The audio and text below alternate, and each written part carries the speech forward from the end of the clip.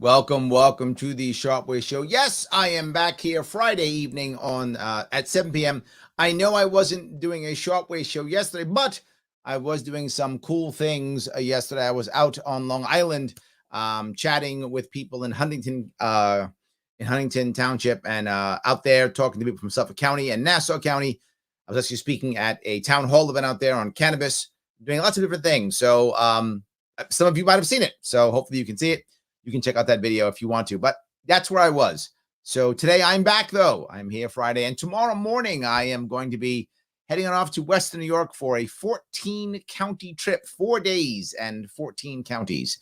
I will be out there covering Western New York. If you're in that area, please come see me, LarrySharpe.com/events. I haven't mentioned much about the Rittenhouse case at all. I tend to try, as a general rule, to actually not deal with a lot of the pop culture things, and I call it pop culture the thing of the day. I tend not to. My team gets mad at me all the time. Like, you got to cover it. Everyone's covered. You got to cover it. So they get mad and want me to cover stuff like this. The reason why I often don't cover these types of things is because my view is almost never what the media will say. It's almost always different. And I sometimes get frustrated why people get mad at me when I don't fall into the, you have to hate this person or hate that person or love this person or love that person. I rarely do that stuff. And if you know me, you know that I'm not going to do what you think. I'm going to be nuanced, as I always am, because life is nuanced. It isn't black and white. Almost never. I mean, once in a while it is, but very rarely is life black and white. It usually isn't. So I try to establish nuance. So guys, if you could help out though, like, comment, and share. I bring it up all the time. Please do it. Let people know that I'm on. It does definitely matter. All those things matter. What I brought up was the idea, is Kyle Rittenhouse a hero or a monster? And why would I bring that up? Because that's what you're hearing from people. Let me cover two sides. First side is, doesn't matter. It's a clean, justified shooting. He was defending himself. He's a hero.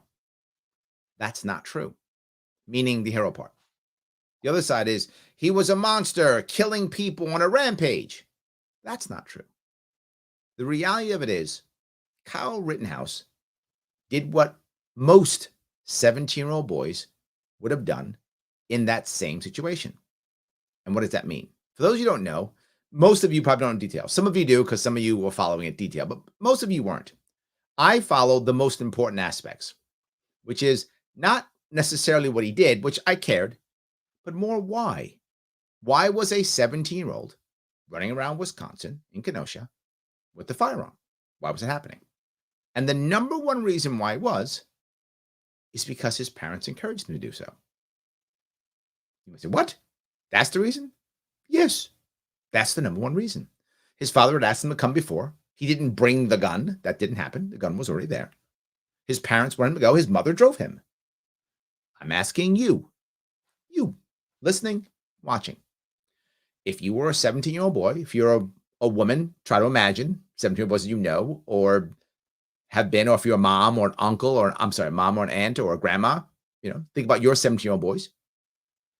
If your dad, who you love and respect, told you come to Kenosha, shit's hitting the fan, son, go out there and do something, what would you do? I was a 17-year-old boy. And when I was 17, I didn't have a father. But if I had a father and he had told me to do that, I'd have been out there. Am I excusing what he did? I'm not. Am I excusing any of it? I'm not. I'm explaining it, as I often do. I am explaining what young men do all the time. If it had been me, I would have done it. And if it had been you and you were a 17-year-old boy, your happy ass would have been out there too. Because or if it wasn't, then I don't know what would be wrong with you as a 17-year-old boy. That's what 17-year-old boys do. That's why he was out there. And you might say, okay, Larry, you know what? Maybe I'll buy that. Maybe I'll buy that. Maybe. Okay, you're going to buy that aspect of the story. He's out there because his parents encouraged him to do so. He was trying to do the right thing. He was trying to impress the world. He was trying to figure out what being a man is. And that's what he thought was the right answer. And he went out there. All right, maybe you buy that. So should we put his parents in jail? Should we attack his parents? Should they be on trial? I would have rather have that happened if you thought that was wrong. I don't think it should have happened. But at least to me, that would have made sense in that regard. If you were trying to blame him being there, if that was your goal, right? He's not old enough to drink or smoke, but he's old enough to go to jail and be charged as an adult. But he can't vape. But you can hit him up for that, right? That's one of my problems here. So if you're gonna punish somebody for him being there, I don't think you should. But I'm saying to be intellectually honest, to be forward, maybe yell at his parents. If you do that, I wouldn't have. But if you did, that at least to me would make sense if that's your thought process. All right, punish parents then. Okay, then we walk down that road. Again, I wouldn't have done that, but I get it. Why did the parents think that? Why would your parents think that? Because they thought the world was ending. They saw rioters outside. They saw peaceful protests not be so peaceful sometimes. They saw that. They were scared. They were watching TV. The world was ending. They were being told the world's ending. They acted accordingly and told their son. And their young son went out to do stuff. Who is saying that? Nobody. What they're saying is one of two things. You're hearing the right go, he was protecting his dad because he was whatever. That's one. Well, the left saying he was marauding, trying to shoot people. Both are wrong. He was acting as any 7-year-old would have acted. That's the first piece. And that may be a nuance, but it's true. It's true. Number one. Now, the next thing people are saying, well, he brought the gun across state lines. Not true. He was transported across state lines. His mom drove him to his dad's house.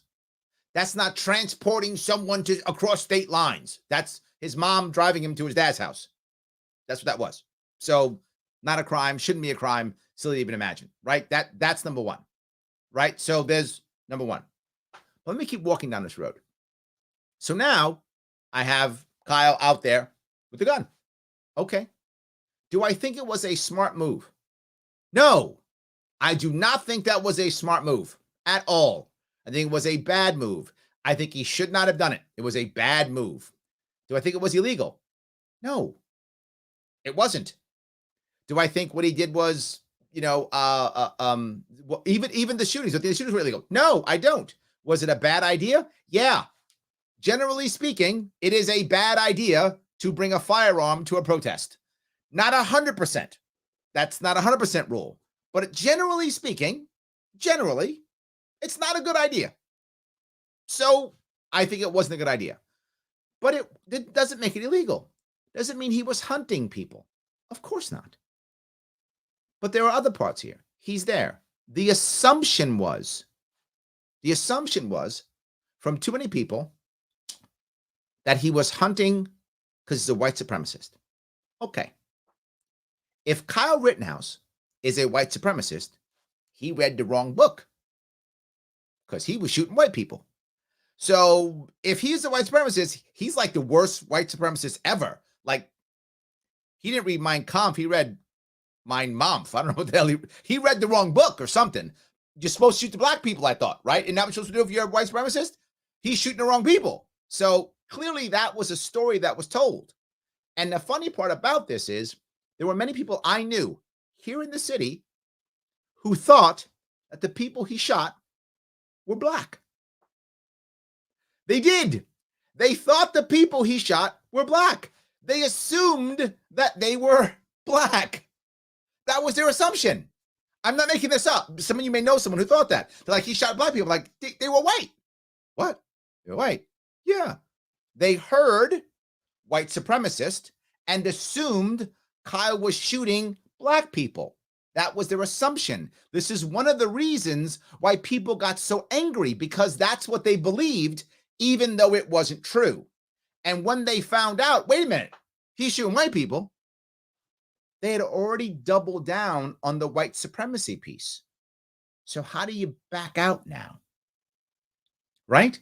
How do you back out now when you've doubled down on the racism word, on the white supremacy phrase? Once you've hit that, how do you back out now? Now you go, well, I'm sure he was mad anyway or something. And that's what wound up happening. And then that narrative couldn't go away.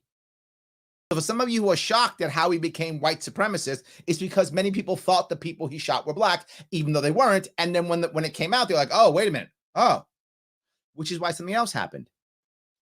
If you ever have a situation where, for example, a cop, particularly a white cop, shoots a black assailant, or any black person, the first thing that the people supporting the cops do is find how bad the black guy is. The first thing they'll do, oh, he's got a record, he does this, he does that, he does this. They'll immediately do that to justify the shooting of the police officer immediately. So that's why when people said, well, the guys he shot were bad people, and the guy Kyle Rittenhouse shot, they were pieces of garbage. But that doesn't make it right or wrong. But that's why when that came out, you still find, right? You still find that people were like, no, no, no. They were pushing it away because initially they thought it was just someone trying to excuse a shooting of a black person. So they initially pushed it away. Like, I don't care if he was whatever, convicted this, convicted that. It probably wasn't true because he's black.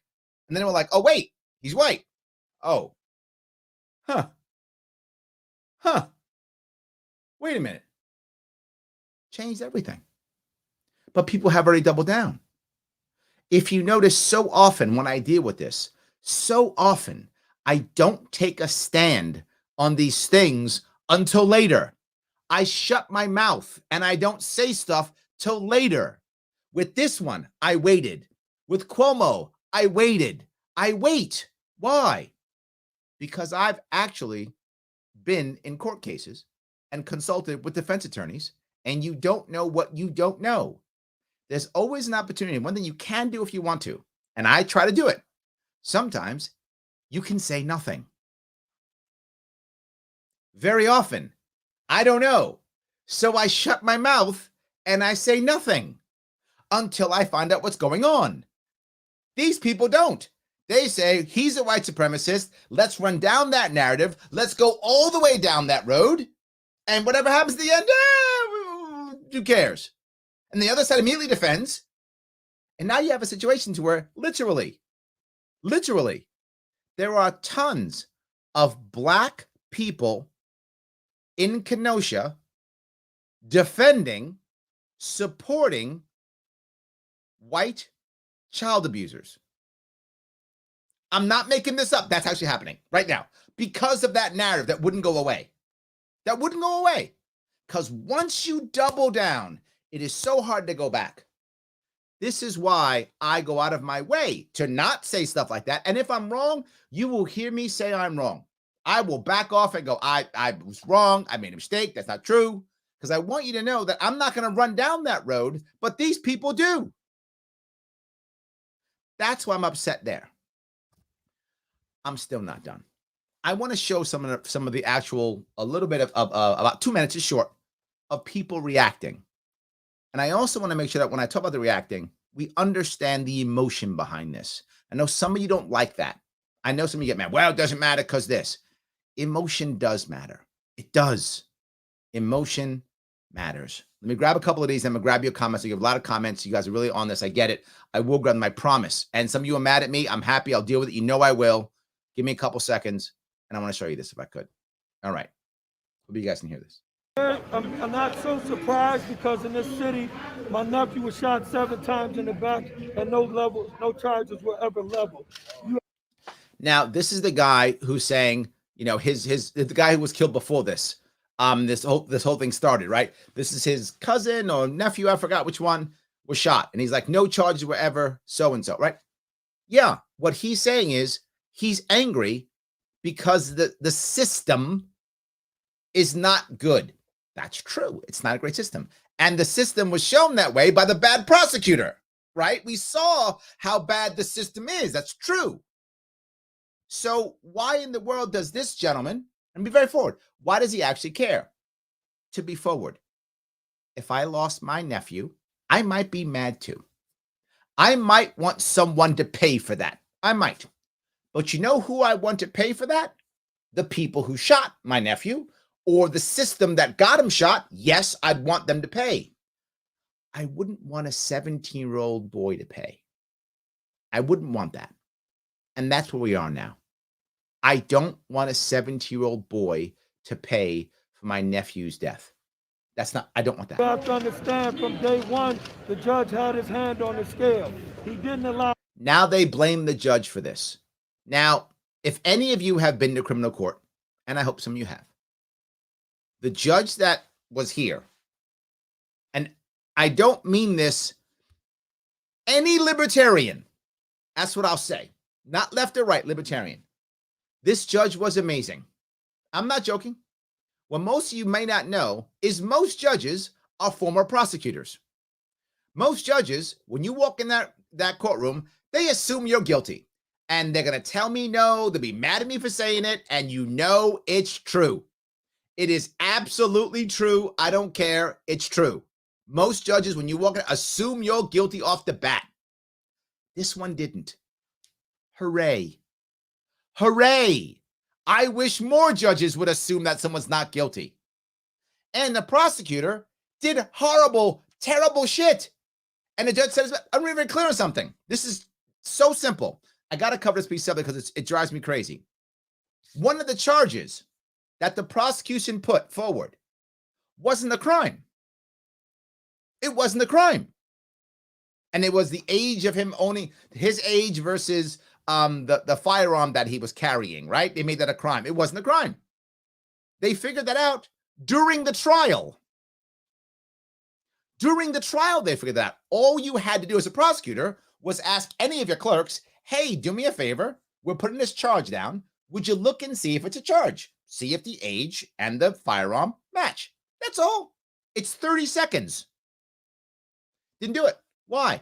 Because in every other case, doesn't have to. Because other judges don't even care. They don't.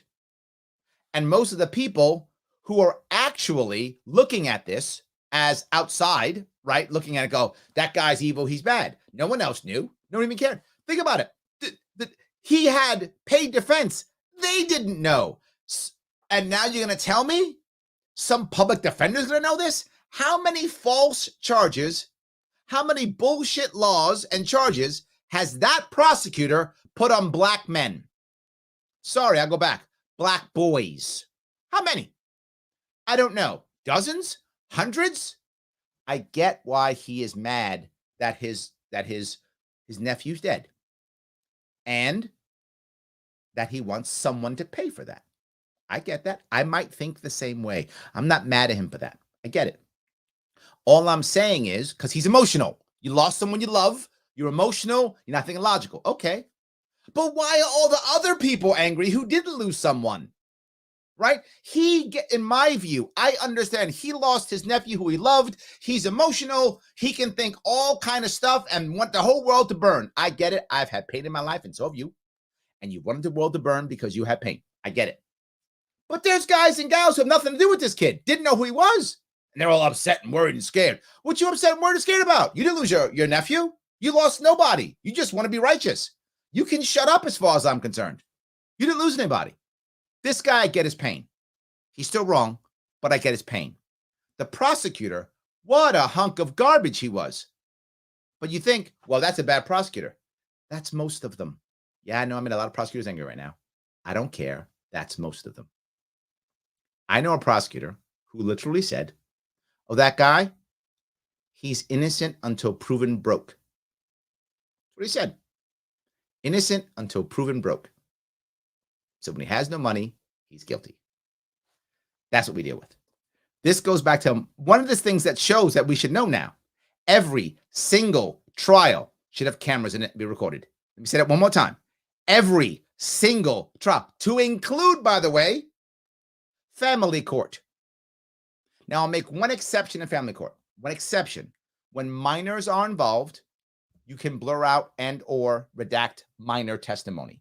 That I'm okay. You could do that if you want to. No worries. I get that. They're minors. But you're an adult in family court. You're adult in criminal court. You're adult in civil court. Be on TV. Because if we saw more of these prosecutors who where they are, we'd realize how many people went to jail because of this guy. If you're a defense attorney, you are supposed to do the best that you possibly can do to defend your client. If you're a prosecutor, You're supposed to do the best you can to put someone in jail? No, you're supposed to be carrying out the law. They're just trying to put people in prison. We saw that. The stuff he said was insanely stupid. Made no sense. All he wanted to do was put him away. And people say they weren't shocked. I actually was shocked. I thought they'd convict him on something because I'm such a negative feeling about juries. I think they always want to put somebody away. Surprised.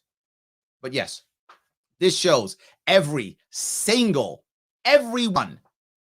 trial on video, every trial videotaped, everyone.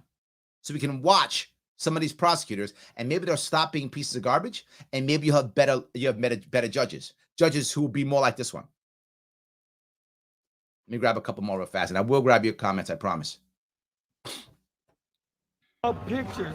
He didn't allow videotapes in. He didn't allow. He was doing everything he could to allow this young man to leave his courtroom clear and free. He was trying to give Kyle an actual fair trial, which isn't that common. I was very pleased. It's just. That's what makes me want to be an American, is to get just verdicts from jurors. I mean, there's a lot of problems in this country, but apparently at least the court is not currently one of them.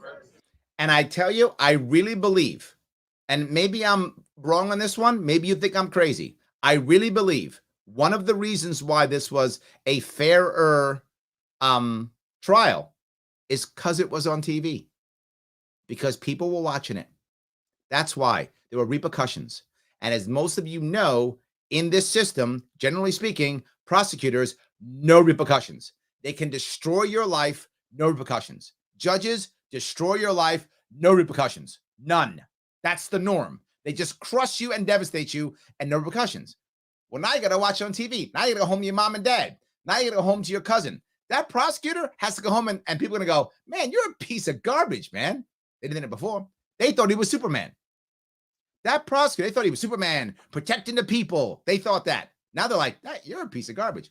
And he is. But that's fine. The court can see straight, even if all you media fail, and if all these people talk very loud with aggressive tones. The court did not fail today. Now, I want to bring that piece up too. There were a lot of people who were talking about how, the jury is going to be swayed. The jury is worried. I don't have that much experience, but I have enough experience to believe that juries aren't. I've been on a jury twice. I was on a jury twice, and I've consulted with juries. They're not affected by this. They're not. When's the last time you heard of some juror being shot, or some juror being threatened, or some juror getting bribed? That doesn't happen. If you bribe a juror, do you understand? The court is going to bury you under the jail. I'm not joking. If you know anything about how the jury system works, judges worship the jury decision. That's equivalent of the gospel for them. A jury said it. Oh my God, a jury said it. That's it. You bribe a jury, you are going to jail, and you are never coming out.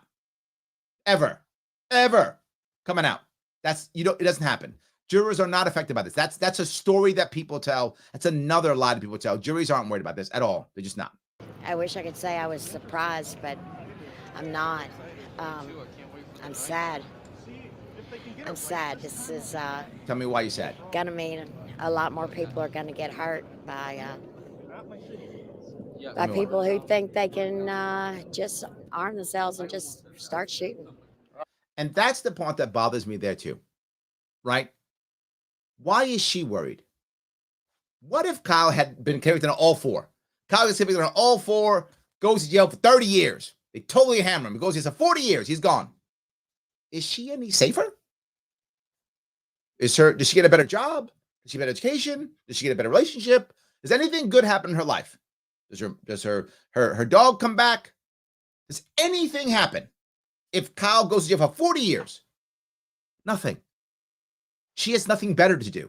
I don't mean to be mean, but she has nothing better to do. Shouldn't you be doing something else? I don't know.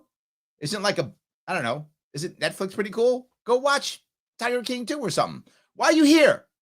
Do you have anything better to do? No. Nothing changes. Again, the uncle of the guy who was shot, I get his anger and his emotion. Her was going to happen with her? Nothing. She's going to go home and, I don't know, watch MSNBC or something. What does she do? I don't know what she does, but that's what she should be doing. Nothing happens. And now more people are going to die because people think they can go around shooting people. He didn't do that. And if you want to go around shooting people, don't we already have that? You can do that now, can't you?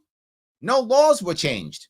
This is just something they're talking about. She has nothing better to do. I was very pleased with the verdict. I think that the jury was very courageous, and they obviously were very diligent and very considered in taking this much time to reach the verdict. That is true. I've been saying all week, obviously they could hear the protests and the threats. Okay. This is a story that's not true. Again, this guy he's exaggerating the opposite end. He's like, and they could hear the threats and they were scared. Jurors weren't scared. That doesn't happen. That's not a thing. That's a story that the right news will tell you, that they're scared of the city burning down. Jurors are not scared of the city burning down. That's not a thing. That's a story they tell you. It's not true. And it must have been a very burdensome task for them to weigh the fate of this one young man against the fate of the community with all the threats that have been being made. That's not true. That's not a thing. I wasn't shocked. I wasn't surprised at all. I expected the unexpected, I don't know what that means. The judge set the tone. Judge's fault. Days ago. He actually bullied the jurors. He bullied the jurors. None of that is true, but that's okay. I just want to cover. Let me cover some of your points, and then I'll get back. And there were more things I want to bring up here, but I hope my concept was clear on what I was talking about and why this is nuanced. It's absolutely nuanced, right? And the guys, let me touch the guys who were there now. And this is going to be touchy for some of you. But if you are a felon, or if you know felons or have felons in your life, I do. I've had felons in my family and felons in my life. If you're a felon, and two of the men he shot were felons, if you're a felon and you're on the mend, meaning you've decided, you know what? I did my time. I screwed up. I want a second chance at life. Here are two things you do not do. You don't hang out at night with other felons, which is what they both did. And you don't have illegal weapons, which they both did. You don't do that if you're a felon on the mend. Now, I've said this a bazillion times and I'll keep saying it.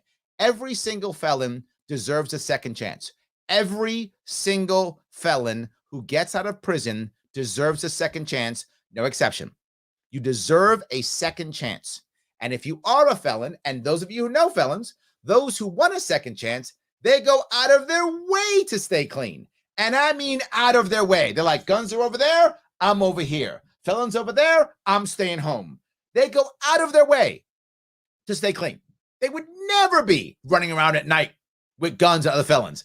Never would happen if you're a felon on the mend. These guys were still pieces of garbage. And that sounds bad, but it's true. Because if they were actually on the mend, then they would have been home or at work or watching Netflix. They'd have been doing anything else but out at night with illegal weapons. That's not what felons are. Once you've spent time in prison, if you're serious about not going back, you don't do what they did. Larry, how do you know that? You know that if you either are a felon or you have felons in your life. I've had too many felons in my life. That's what they do. The ones who are not about doing the right thing, they're right back out there. Those guys are pieces of garbage. They were violent. They were bad guys. Now, does that mean that they deserve to be shot? For doing stupid stuff? No. For attacking him? Yes. I don't mean to be mean on that one, but it's true. For them being out there, being stupid and being aggressive, that it deserved to be shot? No. For doing what they did to Kyle? Yes. Now, with that in mind, is Kyle now a hero? No.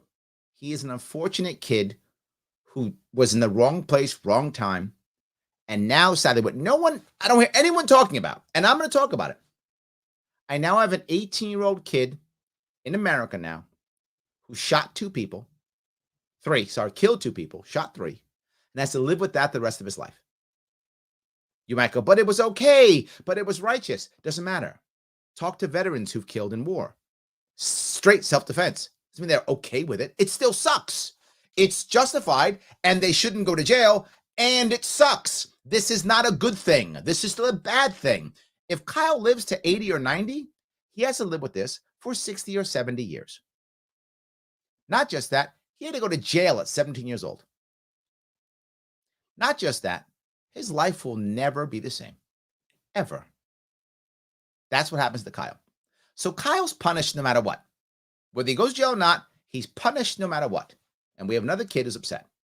And we have people who want to punish the other. I get the anger of the family members. I do.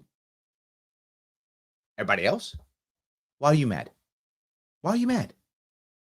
In reality, the question I've heard before is, are we safer after this verdict? Are we safer after the verdict? Here's what I would say. No or yes, who cares? The verdict is the verdict. What are we safer if he goes to jail 40 years?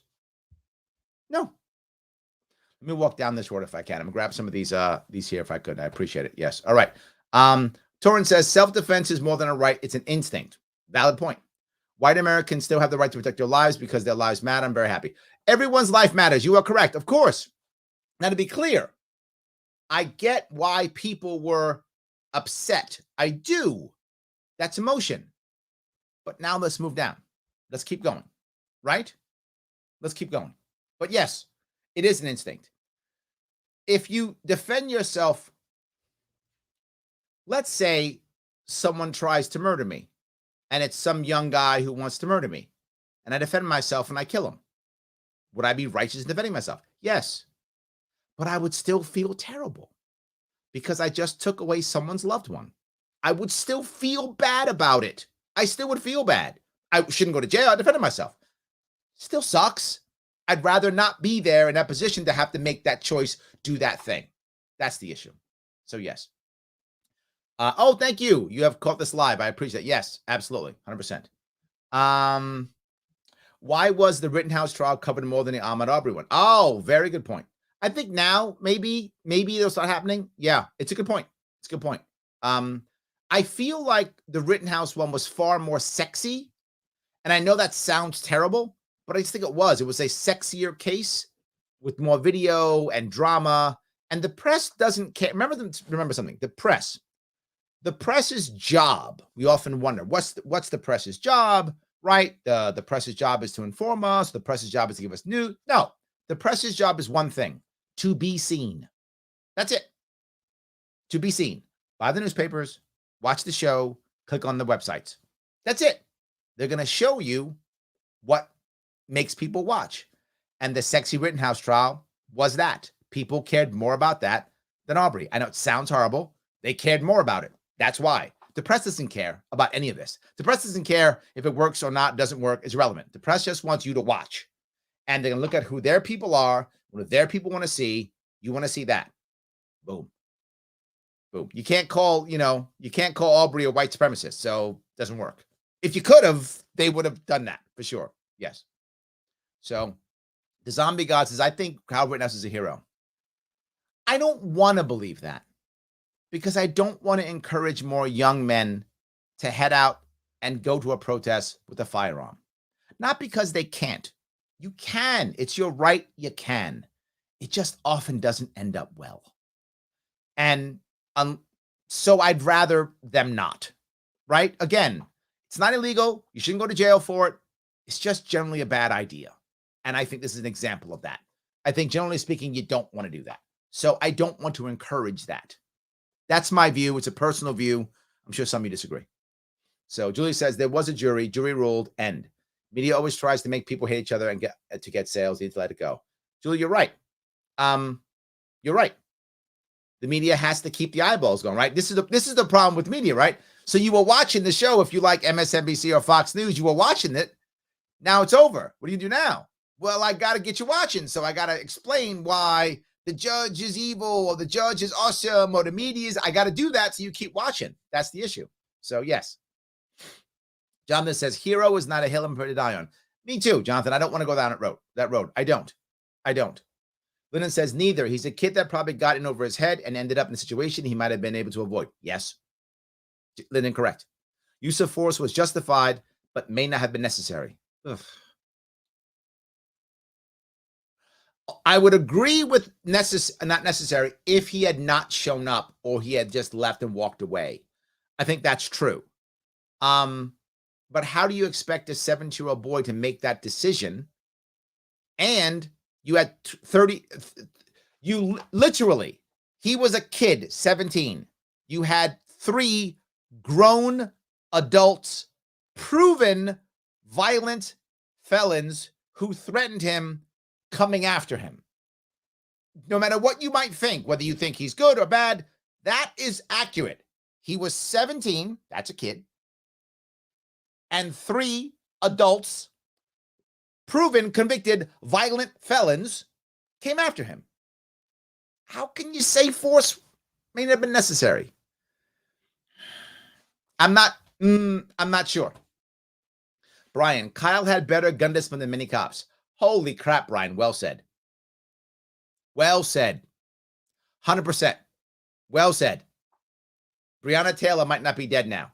Sorry, Breonna would not be dead now if cops had the same discipline that Kyle had. Yep, she'd be alive right now. Well, she wouldn't be killed by cops. I don't know what happened. You're right. It's a great point. I love it. Yes. Shelley says, I think Rittenhouse was a kid who was thrust into a situation that he wasn't prepared for. Yeah. Absolutely. Pete says, Kyle Rittenhouse was not a hero, but he was certainly not guilty of murder. Yes and yes. Absolutely.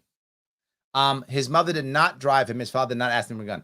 No. Oh, you sure? I thought his mother did drive him. Okay, maybe I'm wrong. Maybe I messed that one up, Kirsten. But I remember his father did not ask him. That's correct. His father did not ask him, but his father asked him to come. Is that right? The father asked him to come. I think his mother. You sure his mother didn't drive him? All right, maybe I'm wrong on that one. Okay. No, Larry, you can't say he shouldn't have been there. Yeah. Chrissy says exactly. He was a regular child in a crap situation. Yes. Reddick says, boy, I'm happy Larry's doing one of these. His whole situation has my head spinning a little bit. Yes. Yes. I think you meant his friends. Oh, is that what it was? Maybe I was confused. Either way, let me say, because Kirsten, maybe I'm wrong on this, Chris. Maybe I'm off. I'm trying to remember what I remember. There was a male in his family that asked him to step up and come. So maybe it was the stepfather. Maybe it was the father. Maybe I'm confused. So yes, there we go. Troy says, no story is simple. Yep. This one has many layers. Absolutely. Yes. Kids save the town from government failure. Joseph, this is a point. Did he actually do that? No, he didn't. Of course not. But did people believe it? Yes. And this is my point with you, what you're saying. Yes, clearly people around thought that was true, right? The city was, in their view, going up in flames. So of course they thought that. This is the biggest piece. There should, not happening, Joseph, there should not be a situation to where a 17-year-old kid ever thinks they should be out in the street with an AR-15. That shouldn't ever happen. We should feel safe. We should have either police, or we should have town watches, or we should have civilian patrol, or we should have neighborhood watch, or whatever. We should have something in our worlds where we don't feel like a 17-year-old kid needs to go out with an AR-15. That shouldn't be a thing. Clearly, though, it was. Yeah, absolutely. So, all right. Kirsten says, you don't have the facts straight. The gun was stored at the home of his friend. Okay, so it's a stepfather. Okay. His own father was not allowed at all. He was driven to the demonstration by his friend. Oh, but to the demonstration. Okay, but I thought his mother brought him to his dad's house, and then he went. Okay, maybe I'm off on that one, Kirsten. Thank you for clarifying. I could be off. Thank you. All right. Lyndon, I think he wanted to be part of something. And if he was training EMS or fire department, he was training EMS, wasn't he? He definitely has a proclivity to get involved and do whatever thinks is helping. I think that's true, right? And I think most young men, women too, of course, I'm sorry, but when it comes to violence like guns and things, it's almost always men compared to women. There are some women who do it too. But most young men want this, and they want to be the firefighter or the cop or the ambulance, EMT. They want to be that guy. And people get mad at it. I see people get mad and they go, this is some dumb fantasy of wanting to protect people or something. That shouldn't be a dumb fantasy. That should be a goal that most people strive towards, shouldn't it? Is it a bad thing to want to be someone who saves others or defends the weak or whatever is the fantasy that the kid comes up with? I did. I wanted to be a Marine. I thought I was going to save the world. I thought it too. And I think most people do. And shouldn't you want that in our youth? Am I crazy to think this? Shouldn't you want our youth to believe we're going to save the world and make things right and whatever? I think we should. Stephen says real men protect themselves and others. Yes. Posers touch kids, assault their families, commit robberies. Stephen, you're not wrong. You're not wrong. Yes. All right. Len says, how many 7-year-olds went to war to defend our country? The war is now on our homeland. Stop the BS. You know, to be forward, Len, if you look in history a lot, recently though, the law has been, it's been pretty good on that. You can be 17 to join the military. I did. But you can't go to a combat zone until you're 18. So once you're 18, that you can die, but you can't be killed until you're 18. 17, you can't. So yeah, it's a valid point. Brian says blaming Kyle for being there with a gun is analogous to blaming a rape victim going to a bar in a sexy dress. Oof. I'm not sure that's true. And let me be a nuance on this one, Ryan. If a woman goes into a bar with a sexy dress, that's actually human. Many women, not all obviously, many women want to attract a man and they think sexy dresses will attract a man. So they're doing something that's natural that many women want. They want to have a male companion in some form and they dress sexy. They believe that's going to draw the man in, and many women do it. It's very human, very natural. So I think doing that is natural, and then being raped for doing something natural is really just horrible and backward to even say that. But let me walk down a different way. What if you were to walk down a dark alley at 2 o'clock in the morning in a known bad neighborhood full of people who were, say, known, an area that was known for violent drug addicts, and you walk around flowing cash going, I got money, I got money. Should you get robbed? No. And the person who robs you, still wrong. Should not rob you, should still go to jail. But you really shouldn't be there, right? That's the difference. A woman in a bar in a sexy dress is lots of people just trying to have relationships. That's a common thing that people do. Walking down a dark alley at 2 o'clock in the morning in an area that's known for violent addicts to take money so they can buy their drug, you get robbed, still again wrong, and you should be able to walk. It's not your fault, but you know you shouldn't be there. So I think it's closer to that, except that Kyle's a teenage boy who doesn't know any better and was influenced by his friends and family. So if Kyle was a 35-year-old man, that would be more analogous to that, if that makes any sense. So almost. I think there's a nuance to that too, right? So yeah. Michael says, maybe don't roll with public menaces and attack people, especially if you're a pedophile and protected from being in the presence of minors or woman beater or burglar. That would be a good start. All valid points. All valid points. Chrissy says, I mean, at 17, my parents had me in a literal box. My mom brought me to the polls when I turned 18 and forced me to vote for her candidates with conditions about my privileges being taken away if I didn't. True story. Yeah. That's why so many young people run away from their families. They think the military is an answer. Yes. 100%. Yes. Pete, Joe Biden called Kyle Rittenhouse a white supremacist with absolutely no evidence. This was my point. Thank you for this, Pete. When the president calls someone a white supremacist, the average American who supports him, mostly Democrats, right? Some who support Joe Biden, but most Democrats, they immediately assumed that his victims were black. They assumed it. If you're calling a guy a white supremacist, he can't be shooting white people. That's not how it works, right? Doesn't make any sense. So of course he's shooting black people. And then they were like, oh, you're white. Well, what can you say after that? So yes, you're totally right. And him saying that was really bad. He should have said nothing. Just said nothing. You always have the option to just shut the F up. I do it. You didn't hear me talking. I shut my mouth. You could just shut up. That's always an option that you can choose to do. You have a First Amendment, so you can say it if you want to, or you could shut up. I did. The president should have just kept his mouth shut. Things would have been better if Biden had just shut his mouth and said nothing and just said, I hope justice is served or something like that, and move on and get something done in the country. Maybe, I don't know, fix inflation and stop calling people white supremacists. That would have been better. He should have done that instead. I'm with you, Pete. 100%. Yeah. All right. Let's see. OJ was acquitted. Are you saying that he's OJ? I don't know. I know what you're saying there. I apologize. Are you saying OJ? I don't know. Yes. Let's see.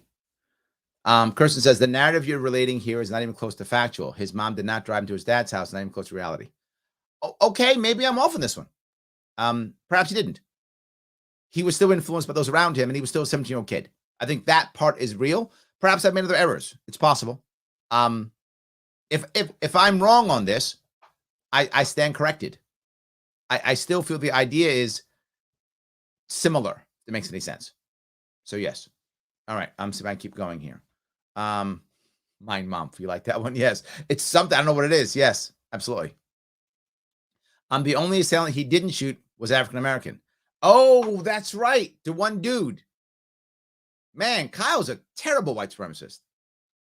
The only guy he could have shot was black. He didn't shoot him. He shot only the white people. He's the worst. All right. Someone needs to figure him out. He messed it up. Absolutely. Yes.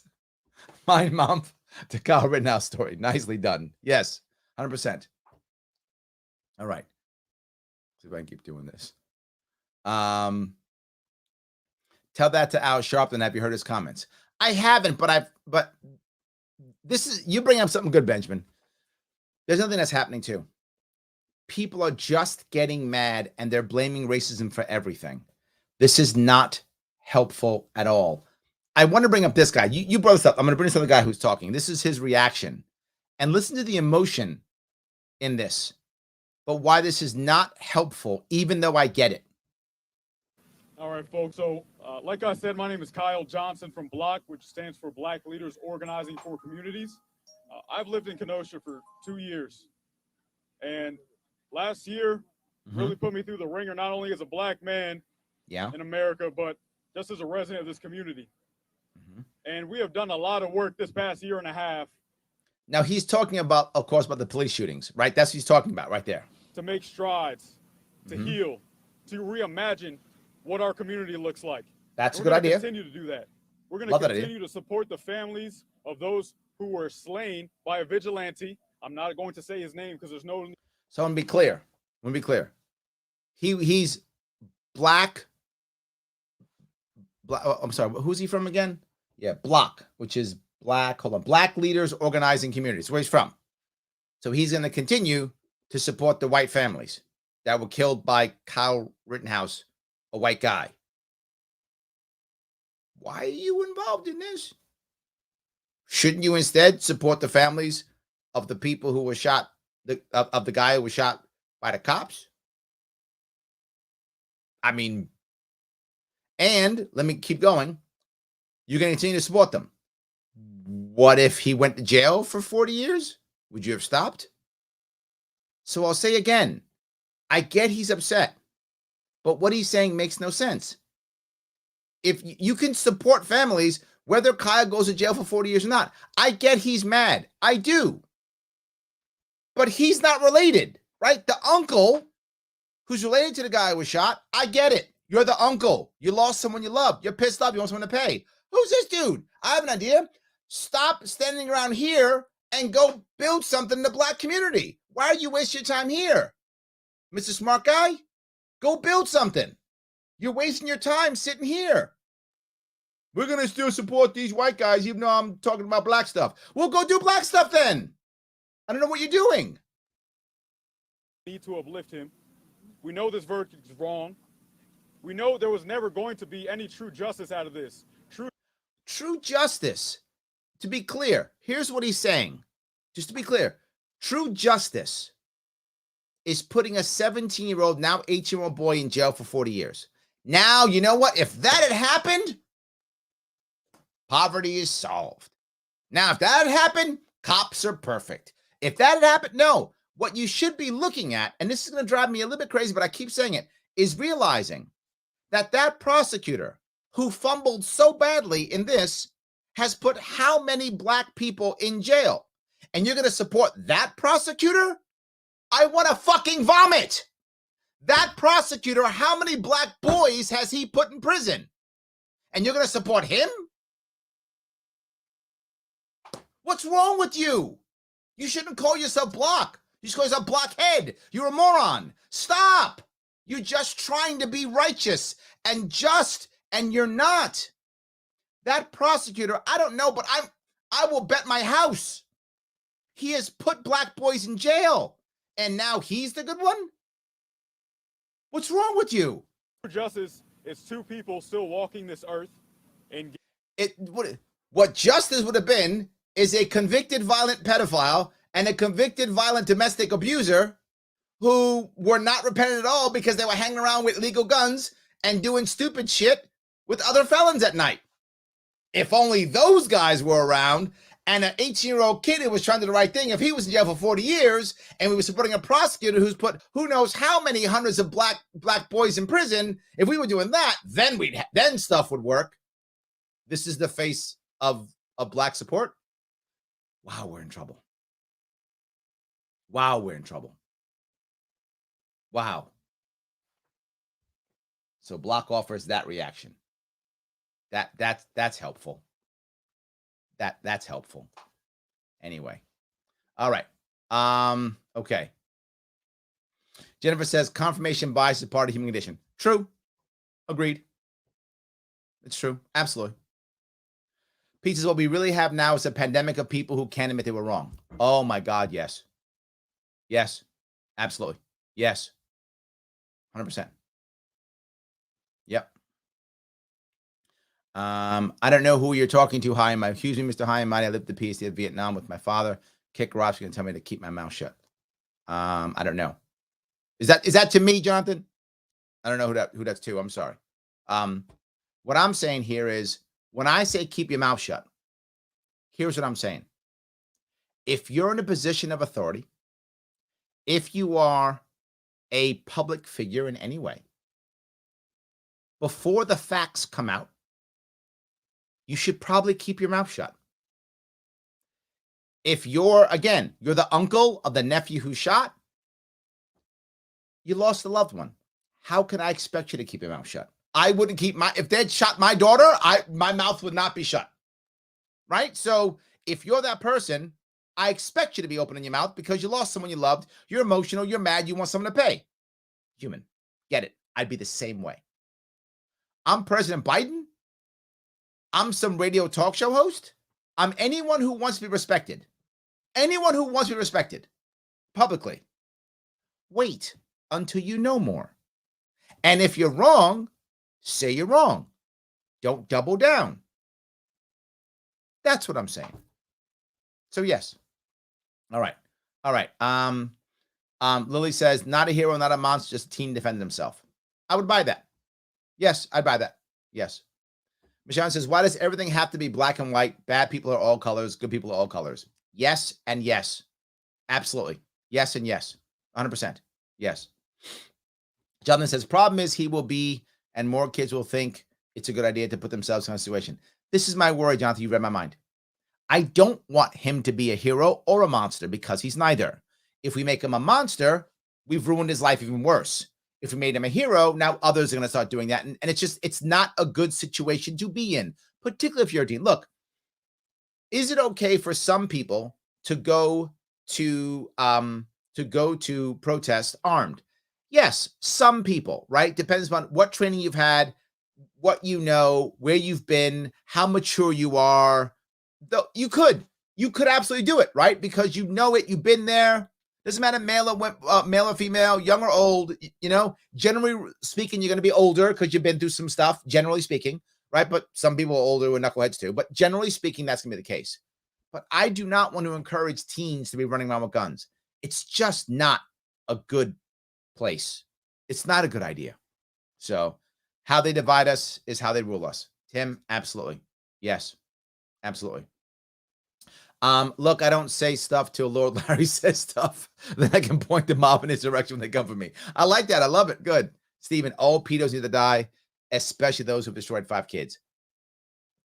You know what? You make a valid point, right? If they're saying that justice is that guy being okay and Kyle being in jail for 40 years, I don't know how you square that circle.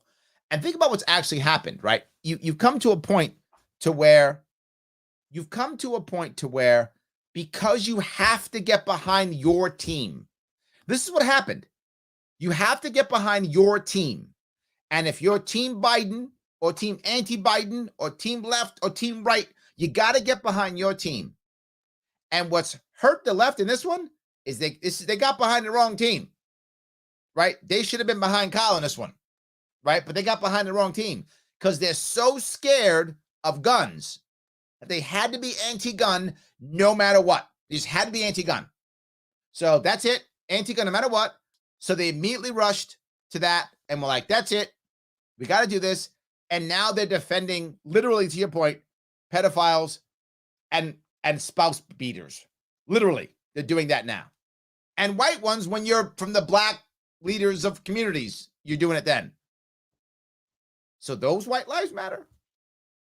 Those are the wrong ones. Just saying, those are the wrong ones. So yes. All right. Let's see if I can go here. Why is the media never held accountable? It's a good point, right? So it's hard, right? In a way they are. I got to tell you, Shelly, I think in a way they are. Look at the ratings that they're having. They're going down and down and down, right? They're just going down. So that they are kind of, it's not the best way, but how do you attack the First Amendment? It's tough. It's tough. So yeah. All right. Joel says it's a very scary thing that without all the videos, Rittenhouse would have convicted. The liars would have won. Wow, Joel. You are right. You're right. Wow, you're right. And let me go one step further. Again, people are trying to make this race. All right, let's make it race. You want to make it race? You win. It's race. Okay, great. It's race. So is it race based upon who was shot? White people. Okay, who shot them? White guy. Okay, so how are we going to make it by race? Here's how you make it race. What if Kyle was black? What about that? What if Kyle was black? Now what? Does it change everything? 2 white guys, adults, 3 white guys, adults, came after a black kid, tried to hit him over the head and shoot him and stab him. Now what you think? Kyle's a hero now, isn't he? Now he's a hero. You're gonna be like, that guy shouldn't. Yeah, just make him black. Make Kyle a black kid. Change everything. Now it's race. Now all of a sudden the judge is a great guy, giving a black kid a chance. Now all of a sudden, look, black guy gets a fair trial. What a great judge. Just make Kyle black. Done deal. We've made it race. And in my eyes, I want Kyle to be black. Why? Because there are literally hundreds, if not thousands, if not tens of thousands of young black kids in gray areas, like you're talking about, Joel, where there are no videos, where there's no video in the courtroom. There's no video to get there. There's no video of the thing. It's just some prosecutor who clearly everyone watched will do anything to get a W. Doesn't matter if he did it or not. Those prosecutors, they know. They are 100% aware that that was a BS case. They know it and didn't care and went all out. And what they should have done is looked at it and said, holy crap, I'm not bringing this. I'm not bringing this case. Are you crazy? I'm not bringing this case. I'm not doing this. Get out of here. Go. So they should have done. How many black kids have been put away? You can tell me Black Lives Matter? Okay. Pretend he's black. You're going to tell me that you're worried about the system is broken? Let's do it. My problem is to make things right. Justice is to put a 17-year-old white boy in jail. I get the anger of the uncle. Be clear. I get the anger of the uncle. Pull him out of the world. Pull him out. Everybody else. The pink-haired woman, block dude, all that. Block BLOC guy. Those guys. You're telling me that to make it right for the thousands, hundreds of thousands of young black boys who've gone to prison, gone to jail, lives ruined, we're going to put Kyle in jail for 40 years, and that's justice. That'll fix it. I have an idea. Let's let the white boy Kyle go, and let's let all those black boys go too. How about we look at the system? It showed us how terrible it is that a judge who actually cares about someone's rights and says someone's innocent unless proven guilty, that guy now is a bad judge. He's the oddball judge. And the prosecutor, who's clearly put people in prison before, who didn't deserve to be there, no doubt, no doubt. Why isn't he the bad guy? Let's let the white boy out and the black boys out.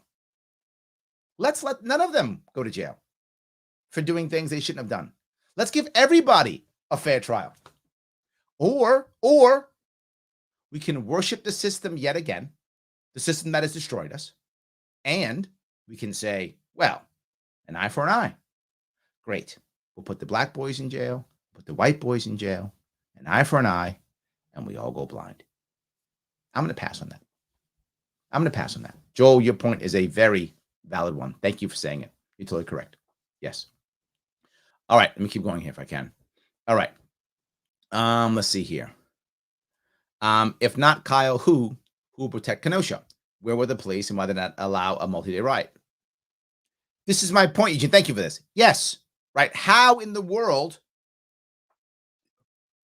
there should not have been a need or desire or anything for Kyle to be there. Right. That in itself is a problem. That shouldn't have existed. It does. Yes. Yes. 100%. All right, Jennifer, innocent until proven guilty, period. Burden of proof is on the prosecutor. Yeah. And here's the other issue, right? If a defense attorney doesn't have a case, the defense attorney should do whatever the defense attorney can do to defend their client. That's what defense attorneys do. If a prosecutor doesn't have a case, drop the case. You don't have a case. You're not supposed to act and do anything to put someone in prison. Your job as a prosecutor is not supposed to be to put people in prison. I mean, it is, but it shouldn't be. It should be to enforce the law.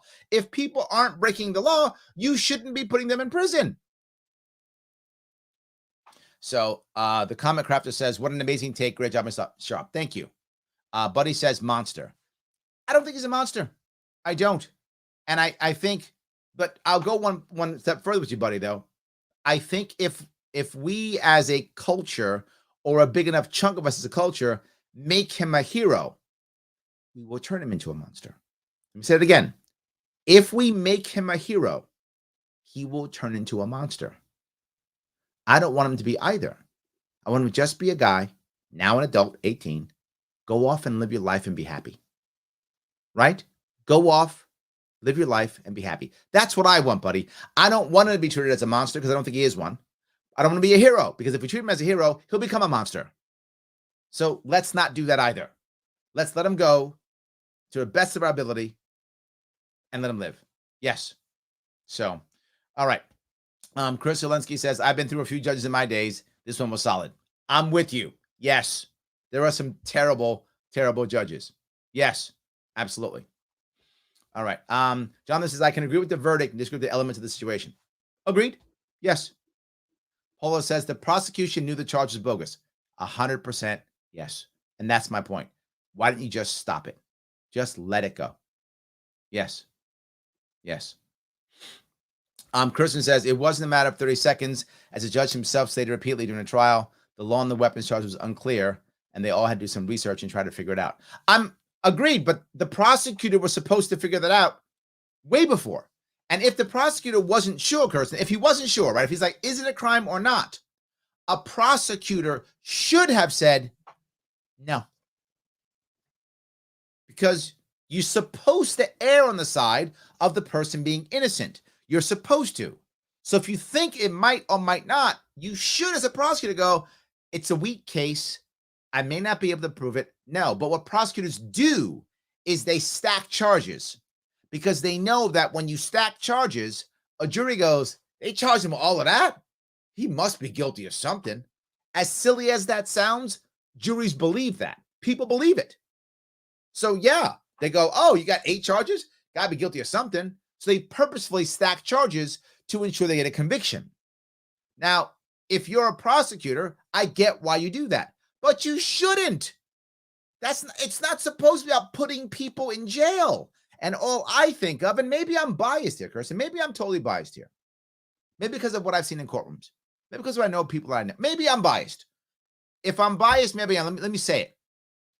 I feel like that prosecutor has, without question, stacked charges upon charges upon charges of dozens of black kids and scared them into taking pleas and ruining their lives, when at least half of those charges were not real. That's what I think. I don't have evidence of that. So maybe I'm just full of crap. It's possible. Maybe I am. But I believe it. I feel it. Wrong, not believe it. I feel it. I feel it because I've seen it. I've seen prosecutors stack on 12 charges knowing that 4 to 6 is never going to work. But it scares someone into taking a plea, or it allows a jury to indict. Right, a grand jury indicts because 87 charges, got to be guilty of something. Happens all the time. That's my issue. So, yes. All right. Mark says, Larry, was freaking awesome meeting you last night, and your insight in this case, sublime. Thank you, my friend. I appreciate it. Thank you. Yes. Let's see here. Is he referring to the Jacob? Yes, Jacob Blake. Yes, correct. Who should spark the riots because the mainstream media and liberal leaders lied about who Jacob Blake was while the police were there to arrest him, how they tried everything else before being forced to shoot him. There's the issue, right? And that's why it doesn't work, John, to your point. And this is why this whole system fails, because of what you're talking about right now. Thank you for bringing this up. Yes. For those of you who know, Jacob Blake was shot. I believe he had a knife, if I'm not mistaken, John. He pulled a knife out or something, or they were trying to arrest him. I forgot the details of the case. But what happens is whenever the police shoot someone, immediately those who defend the police immediately find a way and a reason to call the guy bad and horrible, and that's why he should have been shot. That happens automatically. Now, sometimes it's true, but sometimes it's not. So we're so accustomed to it.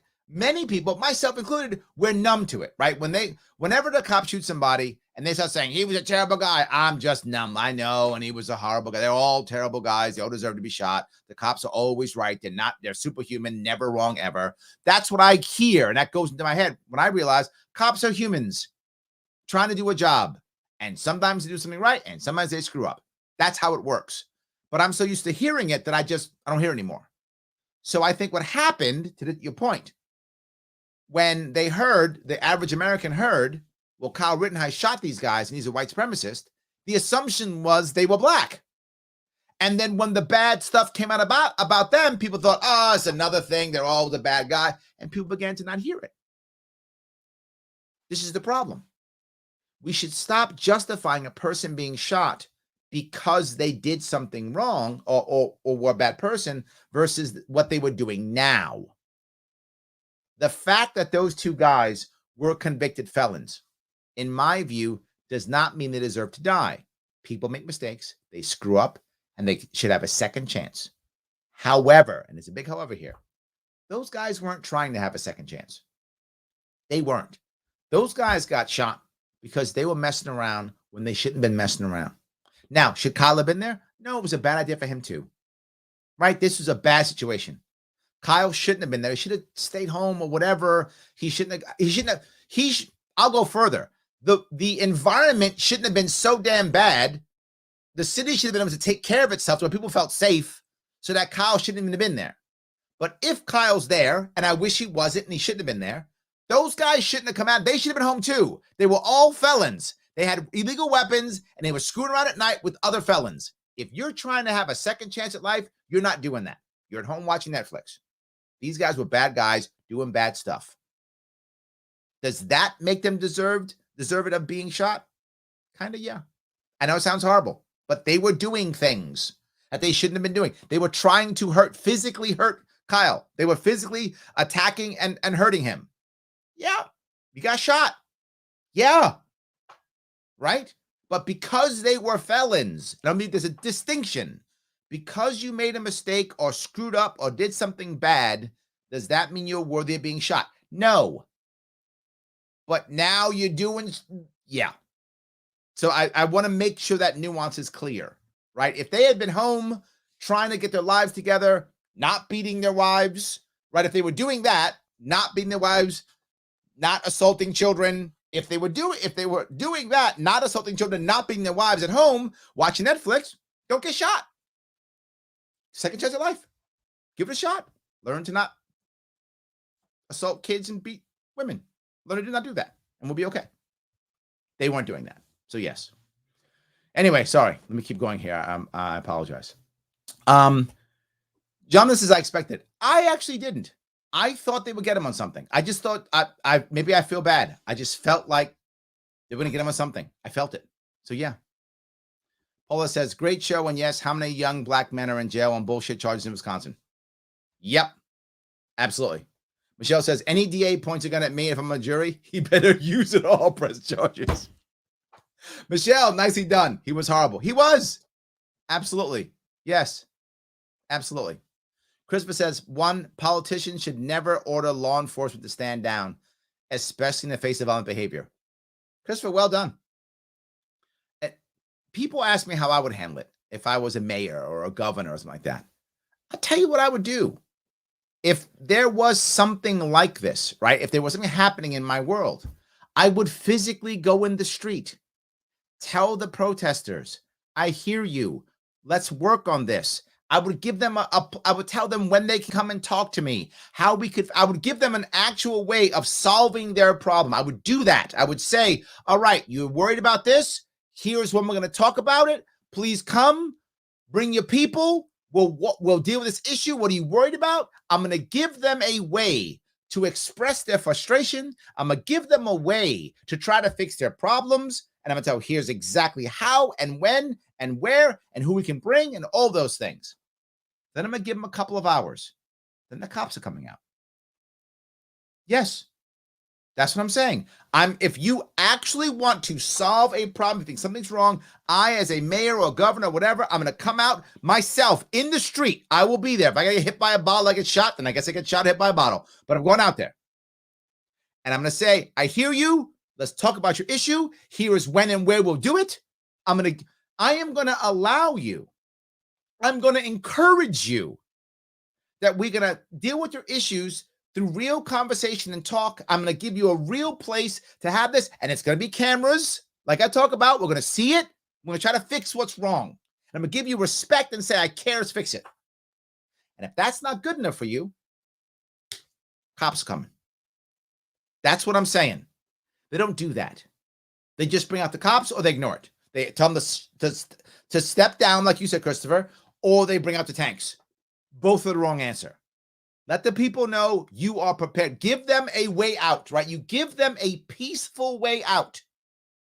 You don't have to do this. I'm going to give you a peaceful way to deal with your issue. And I'm doing it. Everyone's going to see it. Camera, I can't lie to you or I'm finished, right? So I'm going to give you exactly what you want. Talk to fix this thing. Let's fix the problem. Let's have it. If you go, I don't care, I'm going to burn stuff. Cops are putting you in jail. I'm not letting you destroy property. I'm not letting you ruin the city because you're unhappy with your one thing. But huge, however, in this one, I'm going to give you a place where you can go. And if you're serious about fixing your problem, I'm going to be there. And we're going to fix it. I'm not going to tell law enforcement to stand down. They're going to chill for a little bit while I get out there because I got to get there first. Then they're going to come in. Get a couple hours, go home, figure out who's going to show up at the meeting, and then we're good. So yes. All right.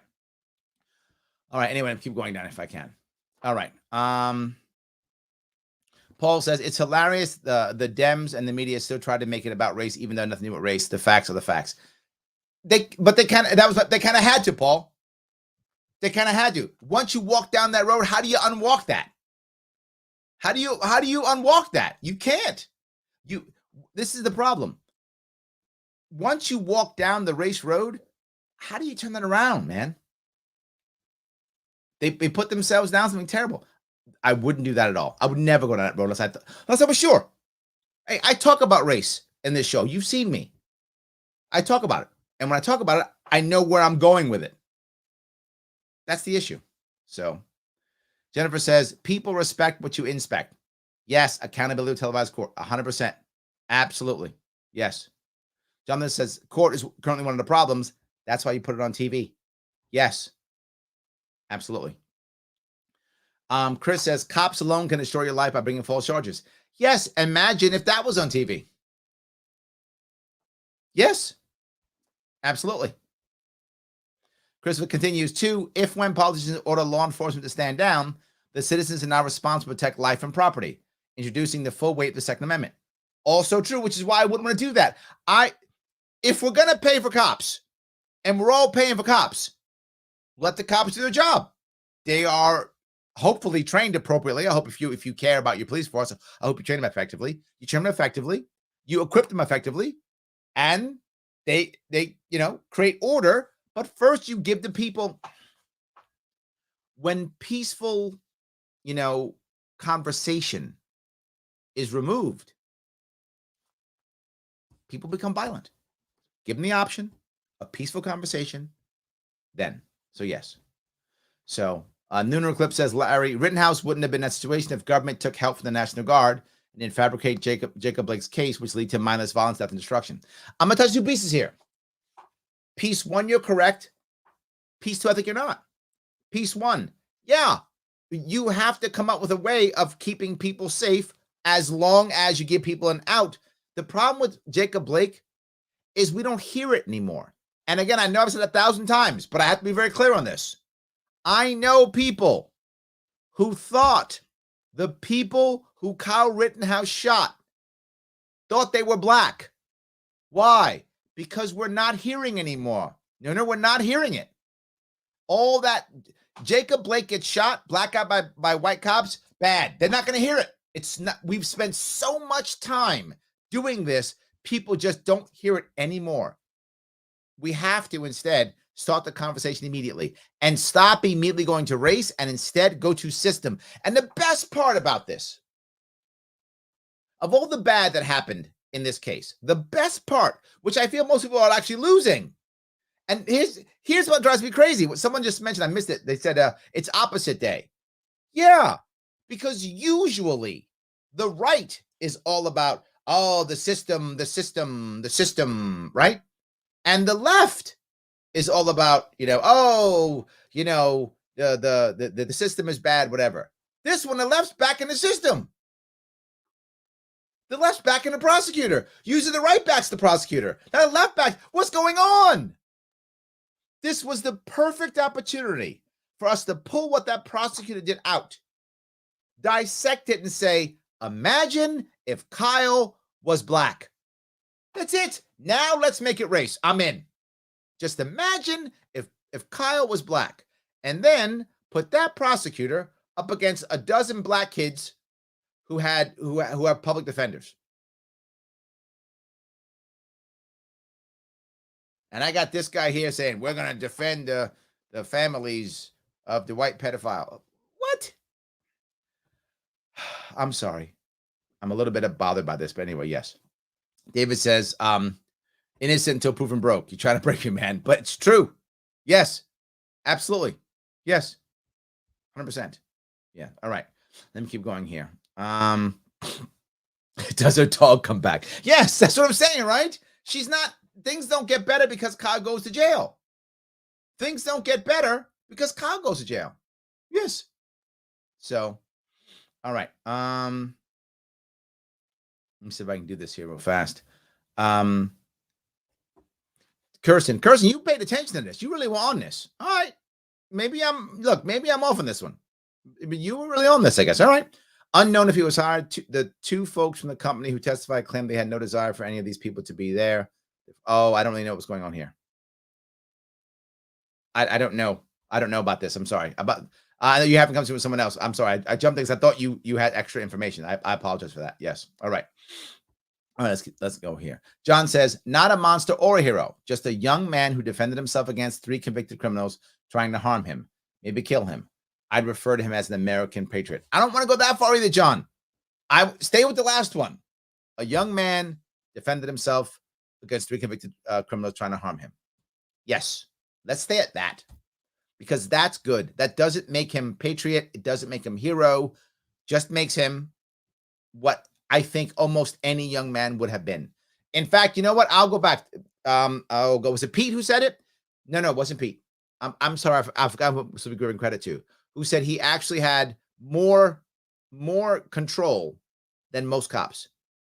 He was a young man who defended himself, but still tried to run away. Think about that. He tried to run away. Rittenhouse could have just shot those dudes. He could have just shot them. He tried to run away. They chased him. Now, to be forward, how stupid are you to chase a dude? You got a skateboard. You got a skateboard, and he's got a rifle. I'm just saying. Just saying. Again, it goes back to what are you thinking? So yes. Anyway, Dan says Rittenhouse is pro-police and is no hero, but it's clearly self-defense. Putting him in prison would have needlessly been completely pointless and ruined someone's life. Thank you, Dan. That's not justice. Putting people in jail was not justice. Flying Wrist says, I disagree. The uncle of Jacob being there was BS. Yeah, but he's just mad, Rich. I mean, I have a soft spot for people who lose loved ones. They want something to be right. They want something. So they'll go someplace to get something because they feel like they've lost. They want to get something back. They feel cheated. And I get it. If you lost your nephew or your niece, you'd feel cheated too. If you lost your son or your daughter, you'd feel cheated too. So I always, and you know me, I always give the family members of people who are hurt and die, I give them a break because I feel like I'd be the same guy. I feel like if someone killed my daughter, I would be a goddamn mess and I'd want justice and pain and I'd want all the things. I think I'd be the same way. So I give them a pass. I don't give the other knuckleheads a pass. They didn't lose a body. They're just trying to be righteous. They have nothing better to do, right? So they're doing that. Those guys, I don't give a pass. The other ones I do. I feel like I'd be a hypocrite. I feel like if it ever happens to me, you're gonna see me out there doing the same shit. If my daughter gets hurt, I'm gonna be doing it too. So I feel like I think I'd be doing the same thing. I don't want to be a hypocrite. I think you'd be there too. You'd be doing the same thing, Rich. I feel like we'd all would do it. So I don't know. That's what I feel. Thomas says Kyle was 100% innocent. He was relieved hearing the not guilty verdicts earlier today when I was watching it live on attorney Nick Rakita's live stream. Now let's see how much he sues the corporate media for. Huh. Can he? Yeah. Francis says deserves a second chance. Amen to that. We all do, Francis. He does too. So does Kyle. He does too. We all deserve it. Right? That's an issue. We all deserve it. 100%. So, Unan says they pretty thoroughly squashed admitting the people's prior convictions to the court. Don't think the jurors would have known about that other than Gross Kurtz admitting his permit was revoked. Yeah, and I'm actually okay with that, Lyndon. Again, I'm okay with that. You shouldn't be punished because you screwed up. You're punished for what you're doing now. But those guys went to jail. They went to jail already. They paid whatever they paid. They deserve a second chance, but they screwed up. They got it. That's it. Yes. Nicholas says, I really don't care if they were pieces of garbage or the valedictorian of Yale. If you assault someone, they have the right to defend themselves. Yes. Agreed. Yes. I guess it's a good point, right? So you're right. Even if they were, whatever, valedictorians of Yale and decided to hit him over the head with a skateboard, I agree. He had the right to defend himself. What I'm saying now is now that it's over, I have What's happened because of our insane, just crazy a world today, we have Black leaders of the community supporting the families of white pedophiles and wife beaters. I mean, that's what's happened. So the piece of garbage piece, in my view, matters with the aftermath, right? You should walk away now. Walk away. Just walk away. If I had made this error, I hope I would never make this error. But if I did, what if I was up there and I thought that, whatever, Kyle was some white supremacist shooting black people? What if I believed that? God, I'm glad I didn't. But what if I did? What if I made a total mistake and I opened my mouth before I knew anything? I didn't. But what if I did? And I'm like, yeah, can't believe these white supremacists shooting black people, blah, blah, blah, blah. If I'd done all that stuff, called them all these names and stuff, whatever. Once I found out what happened, I'd say I'm sorry and I'd walk away. I would shut up, Nicholas. I would shut my mouth. I wouldn't be doing interviews and doubling down. We're going to support these pieces of God. I'd be like, you know what? I'm sorry. I screwed up. How about them Yankees?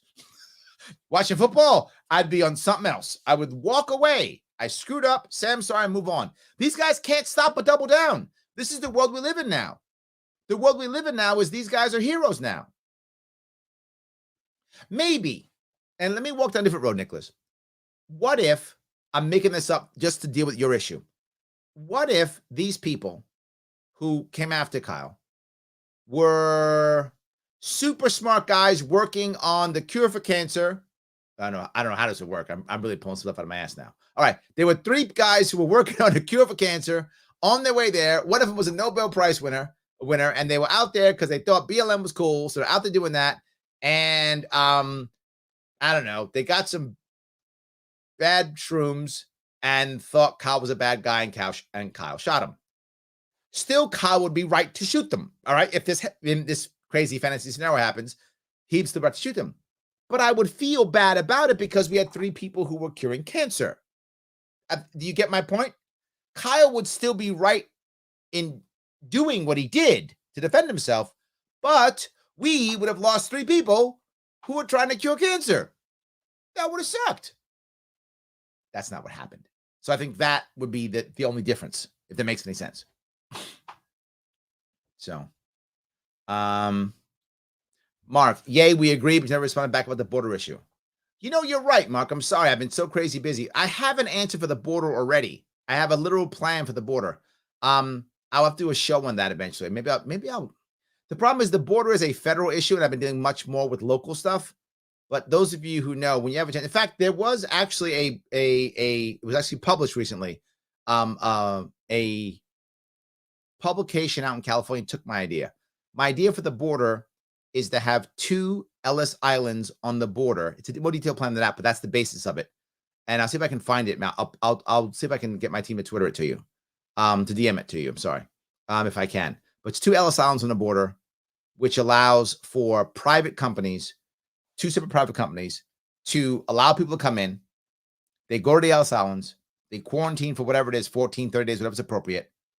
If they pass everything, they get to go to any state that allows them in. States can opt out if they want to. If states want to opt in, they go there. They get orange cards, work visas. They can't have any public assistance, and they have to check in every 2 years. That's the system. What does that mean? It means only the good people will come there. They'll all go through. They'll be taken care of. The budget isn't going any higher. The private companies get paid by placing people like recruiters, and the people who are on the border now only go after bad guys, because the bad guys won't go to Ellis Island. So now you can actually, patrol the border with the regular border patrol, and they're only getting bad guys because the regular people who aren't bad guys go to the Ellis Islands. And the Ellis Islands filter everybody, so we can control our border, allow states to take people they want to take or not, whatever the states want to, control our border, control immigration. And if people are screwing up, we have to throw them out because we know where they are. So it's a detailed plan, but I hope that was clearer at least. So yes. Mike says, we will live with that forever. He will live with that forever. He will. Yes, absolutely. Yes. Nate says the felons effed around and found out. And again, if you know felons who are trying to keep themselves clean, they don't F around. They go out of their way to not F around. So thank you for that. Yes. So, all right. Chris says, I agree. So many people ask, why was he there in the first place? Why were the people he shot there in the first place? Yeah. Mike says, I think he feels horrible. He went there to help, not to kill. I think that's true. I don't think he was trying to kill anybody. I agree. Yes. I like how the defense attorney said there are no winners in this case. Yeah, that's actually true. That's right. Who wins? The people who lost their loved ones still lost their loved ones. I mean, I'm sure even though I think those guys were bad guys, I'm sure their families still love them. And the other guy who lost his Blake, the uncle who lost his nephew, he still lost his nephew. He's not coming back. So, no matter how bad those people might have been, someone probably loved them, and those people did lose it. So yeah. Grace says Kyle is PTSD too. Yes, he's traumatized, 100%. Yes. Paul says, I wonder though, if Kyle had not been carrying around a big scary rifle, would he have been as big a target to the people who attacked him? That's an interesting question, right? Did the rifle make him a target? Maybe, right? Doesn't make it right, but I get what you're saying, right? I mean, maybe, right? So this goes back to my point. I don't want to make Kyle a hero because I don't want others to copy him. It's generally, there are some exceptions, but a general rule, it's not going to go well if you start bringing firearms to protests. It tends to not go well. There are exceptions, obviously, but it tends to not go well, right? You need to really know what you're doing and be organized to be doing that, or you probably shouldn't do it. So yes, it's a good point. Maybe he was. Yeah. Dan says, the fact that someone is a felon puts no less value in their life. Correct. I'm not saying self-defense wasn't justified in this case, but we need to stop dehumanizing people simply because they're a felon. Agreed. Yes. And he says, thank you for being a safe harbor for reason and logic. I appreciate it. Yes. Joe says, our government needs to be punished for allowing these riots. What the F has happened to my country? This goes to the point, right? That shouldn't have been an issue, right? That Kyle should have never even thought to do that. That shouldn't have been in his head. He should have been playing video games or something, whatever 17-year-old kids are doing now. That's what he should have been doing. Yes. That's what should have happened. You're correct. Amanda says, just so the video of his reaction to the verdict, I cried. He's just a kid. Yes. Absolutely.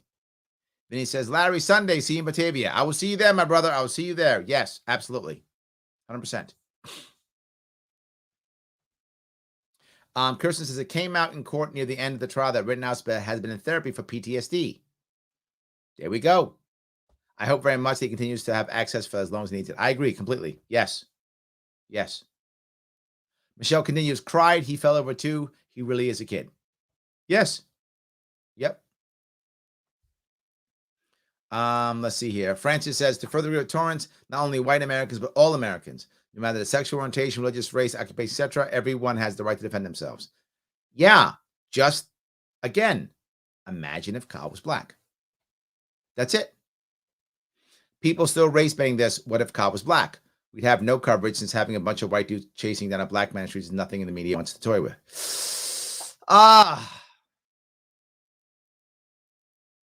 You think if he was... I'm not sure. And the reason is I'll go back to what Paul said, right? This is Big Scary Gun. I feel like Big Scary Gun would have trumped Kyle being black. Maybe I'm wrong. But then again, if you then go if Kyle's black, you got a black, white, us versus them. If Kyle's black, does the left jump on Kyle and go, he was justified against the evil white people? And does the right jump on the white and go, yeah, who cares, they're felons? He was threatening them with his gun. Is that what's happening? I don't know. It's a good, I don't know. The point I would have made either way is the prosecution showed how bad prosecutors were, and the system, how bad the system is. This should have never even gone to trial. Yes. Andrew says, he did something I hope I never have to even think of having to do. I had a dream the other night that I took a life, and even knowing it was a dream, I still feel uneasy about it. Thank you. I would like to not kill people. That's a good idea. Yes. Joseph says, And if people don't feel sad or remorse, that's psychopathy, not heroism. Thank you, Joseph. Yes, absolutely. Brian says, one has to wonder if Rittenhouse will be able to pick up a gun again. Ooh, interesting. Interesting. Huh. Teresa says, all weapons can kill. The gun was not the issue. Logically, you're right, Teresa, but I think Paul has a point. The big, scary gun is a thing, right? Logically, you are completely correct. But there is an emotion behind that, right? Right? There's an emotion behind that says, but it's a big, scary gun. I don't know if it would have mattered or not. Again, logically, you're on the money, but this is also emotional and cultural too. Dan says, you're engaging in an awful lot of critical thinking, Larry. I'm not sure it's legal today. I don't think it is. Yes. Yeah. Matthew says, the media was more disgusting than usual in this case. The blatant lies poisoned the well from the beginning. I wish you were wrong, Matthew. But you're right. And politicians jumped on board. On either side, they jumped on board right away. And they shouldn't have. They should have let the facts come out and then checked it out. That's the issue. They didn't. You're right. And you still see it now. Right? MSNBC, if any of you ever watch MSNBC, because I love you all, watch all the channels. MSNBC has been going out of its way to make literally everything race. Like everything. My car broke down. It's white supremacy. What else could it possibly be? Could be change the oil, but that's because white supremacy. So, I mean, that's been almost everything recently. So I don't know how, at one point, nothing's racist, right? If everything is racist, then nothing's racist. If everything is right, terrible and bad, then is anything? There's no power in it anymore. So it is a problem. So yeah. Anyway, sorry. Yes. Mike says, I think the media is racist. I think you're right, Mike. It does. No, not how to explain this. This is going to be a nuance also. It's going to be a nuance. The media is doing what works.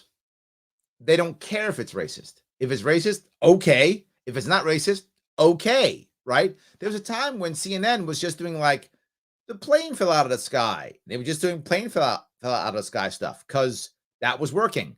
People were watching the plane fell out of the sky. To be forward, one thing CNN does well, it really does one thing well, and that's regular news, like there's a fire or a plane fell out of the sky.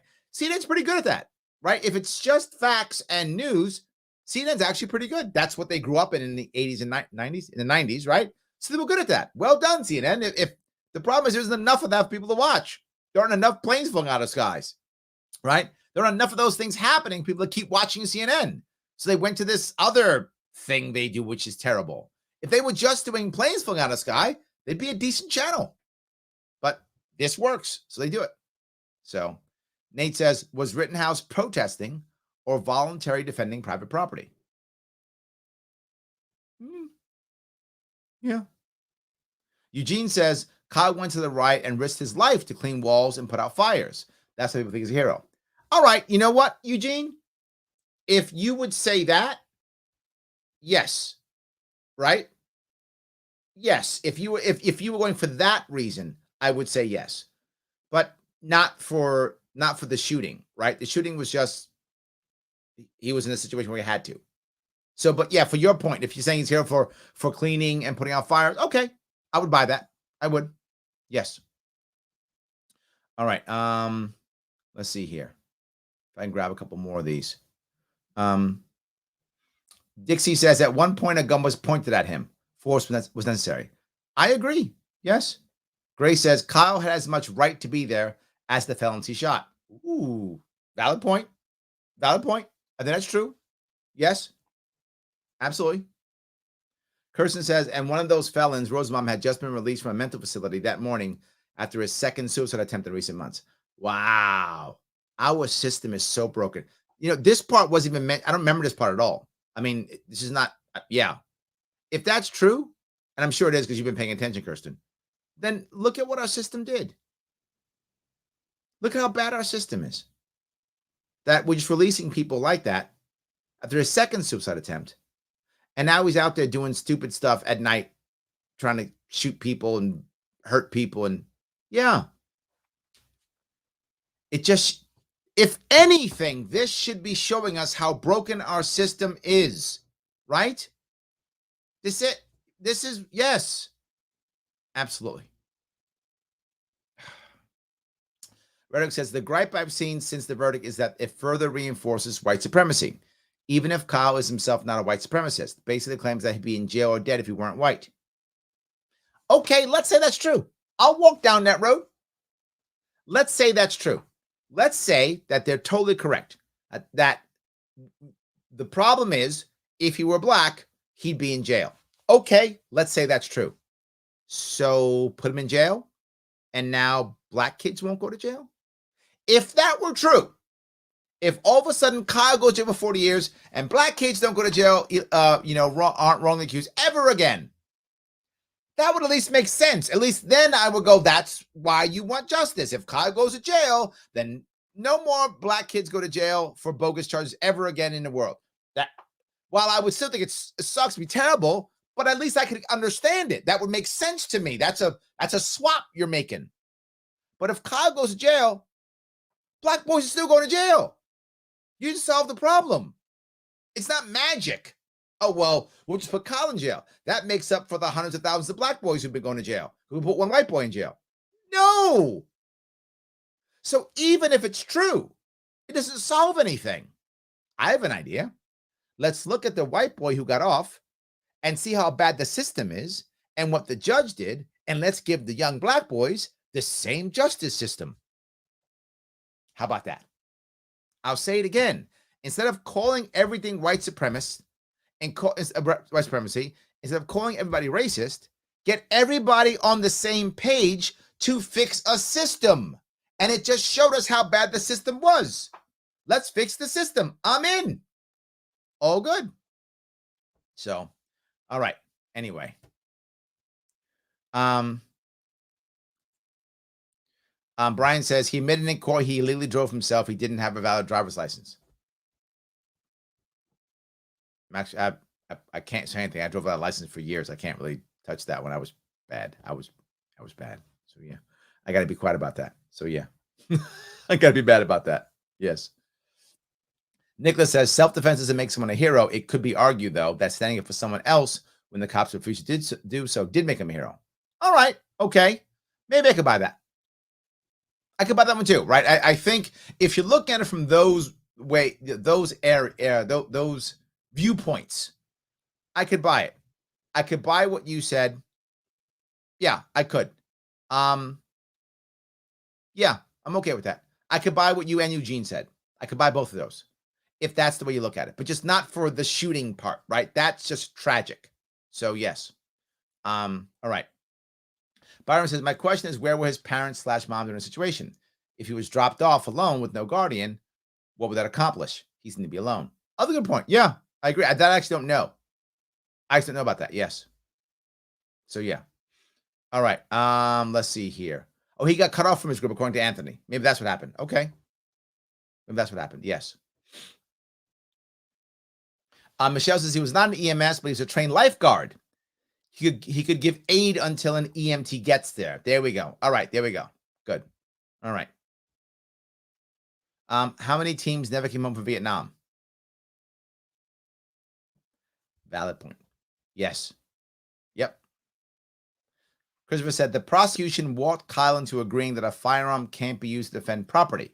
This is false and permissible and permissible in clearly defined situations for some areas of our country. I'm also pretty sure the Koreans in LA Rise would disagree. I think you're right. Yes. Absolutely. Absolutely. All right. Let's see here. Max says, I was a bodyguard for 35 years. Yes, some people like the feeling of protecting others. I think that's true, Mac. I do. I think there are people who actually want that. Agreed. I think people do want it. Yes. Yes. Let's see here. There was confusion on whether Kyle's mom drove him. I've been hearing many people say that they didn't.